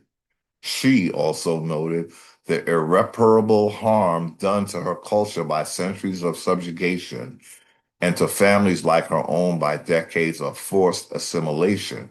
And she called on Francis to renounce the doctrine of discovery. Months later, the Pope apologized to indigenous people for the systemic abuse inflicted upon Native children. at Catholic-run residential schools, but he stopped short of formally rescinding the diet. Someone said you can't rescind something that already happened. You can repudiate it. So whatever is being done to make it unlawful and illegal, it's good enough, y'all. It's it's a but he stopped short of formally rescinding the you can't rescind something that already happened. So it's not necessary for him to rescind is one of the arguments that I heard that I thought was rather convincing. What did the Vatican say about the doctrine? Invoking the Christian mandate to respect the dignity of every human being, the Vatican said on Thursday the Catholic Church therefore repudiates those concepts that fail to recognize the inherent human rights of indigenous people, including what has become known as the legal and political doctrine of discovery. So he's negating the legality of it. The church also said it stands with indigenous people now and strongly supports the UN Declaration on the Rights of Indigenous People. See, this is where American Indians have to take a step back because we don't want the United Nations dominating us either. The United Nations is a creation of the United States. So the United Nations, just like the Supreme Court, is not oh, let's go there and find justice. No, you're going to find the United States hiding in another corporation. So that's why they keep using the term indigenous people. But this offense happened to Americans more above and beyond other people. I'm very sorry to say.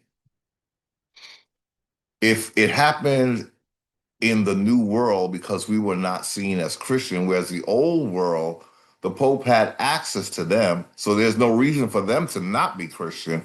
But with us, the Pope assumed that we weren't Christian because he never was here. That's the church never came here before. But now they come and they saying, so this is happening to Americans, is what I'm trying to say. In other parts of the world, it's different because the Catholic Church had access to the quote unquote old world. So they could have fought this off and we didn't have to be involved. This is happening to Americans by and large more than anybody because we have the resources. The old world is the known world. They don't have anything that the church wanted. So this shouldn't really include them. I'm sorry, it shouldn't. It shouldn't be all indigenous people. It should be directly to Americans, especially us, the misclassified ones, because the doctrine of discovery is what led to us being misclassified black as well. So we don't go with we make our own declaration. We don't need the United Nations to do it. If we're sovereign, we can make our own declarations. If we wanted to do charters, we could do charters, but we're not in the business of stealing from other people like our colonizer is, right? Right. Um, so he strongly supports, we don't have to do that, ladies and gentlemen, even though the Pope does, we don't have to because we're not Christian. He said it in this repudiation that it's no longer required that you be a Christian. So we don't have to go by his suggestion that the United Nations be who we roll with. No, the United Nations knows what's going on, and they didn't do anything about it. They're still not doing anything about it. I mean, they did the rights of indigenous people, but what has changed for American Indians? They're not even mentioning what happened to us. So clearly, we're not really part of that anyway, right? Okay, so let's move on. We got to make our own voice, make our own stand. It's good enough because we have a standing. We can do it more so than the United Nations. Okay, the United Nations is just a corporation. We are the men and women of the land. Indigenous people, which it says can help protect indigenous rights as well as improving living conditions and development. Well, in the case of the Americas, If the colonizing entity leaves, we can take care of whatever needs to be taken care of. We don't want them here because everything they do is seen as, oh, that's an opportunity for us to dominate because we did it, so that's why we can't have that here, you know? If you doing something means you get to dominate us, then we don't want you to do it, basically. We'll find another way. Um, in a way that respects their identity, language, and culture. The Vatican also invoked the Pope's word from his visit to Canada last year. Never again can the Christian community allow itself to be infected by the idea that one culture is superior to others or that it is legitimate to employ ways of coercing others. Priests welcomed the Vatican statement. What was significant today is the way the statement repudiates the very mindsets and worldview that gave rise to the original papal bulls, McCullum said. It renounces the mindset of cultural and or racial superiority, which allowed for that objectification or subjection of people, and strongly condemns any attitudes or actions that threaten or damage the dignity of the human person. Bishop uh, Douglas Lucia of the Diocese of Syracuse in New York said he believes the statement will lead to more dialogue. The call to walk side by side is especially poignant in this land of the Onondaga and the Haudenosaunee. Up there, they go talk about the Iroquois, where there exists the two-row wampum, Lucia told NPR via email. It is a 1613 agreement of how the Haudenosaunee would treat the new settlers on their land based on friendship, peace, and forever. With the Vatican taking a formal stance, Lucia added, the Christian community can acknowledge its own failings and work with indigenous peoples to embody that 1613 agreement. See, they give a nod to the Iroquois Confederacy, but they don't want to talk about the first contact Algonquins that they found here. That's something that is pretty problematic because it's still not admitting first contact Indians. They want to deal with some secondary Indians, but they don't want to deal with first contact Indians because we should have been the ones that they were dealing with. But they made it seem like we were a non-issue. And that's where they messed up. They had in Powhatan a chief that they could have dealt with, but they didn't want to deal with no chiefs. They didn't want to recognize his authority because they're saying they come in here on the strength that we are slaves. So how they look listening to a chief. So they ignored him and went to the Haudenosaunee, who didn't have a paramount chief. So they say this thing about they were looking for who was the leader. They want to deal with Indians who had a leader. Well, you had Powhatan. You just didn't like what he was putting down. He wasn't giving you all his land. So you go with and you would want to deal with Powhatan because he had most of the land. Iroquois didn't have that much land, and this whole thing was about land. So them siding with the Iroquois doesn't even make sense because you should only be limited to the Iroquois' land, which is very little compared to the rest of the even just the Algonquins uh, area of land. But again, what we're going to do is we're going to say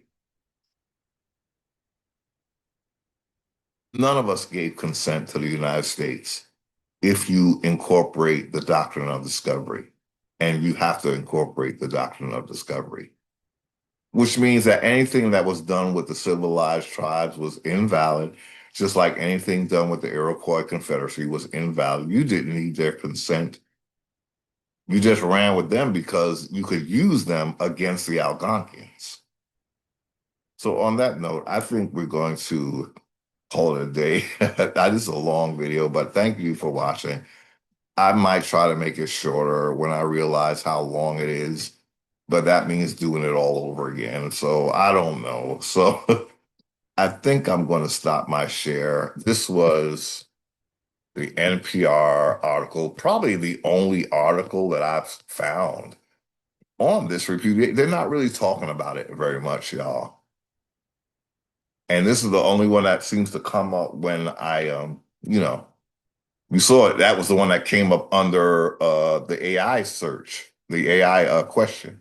This was the article that they were pointing us to. They didn't have no other one. So I think on that note, I'm going to stop my share. Thank you for watching. Uh, we were using an avatar of a what I think was a a muskrat, but whatever. So till next time, I thank you for watching. Pardon the length and pardon my rambling. Uh, we might do a shorter version of this video. So till next time, I'm going to say thank you. Be and stay American Indian. We're not citizens, and we did not give consent. The doctrine of discovery provided whatever consent that this United States took and ran with. Till next time, peace.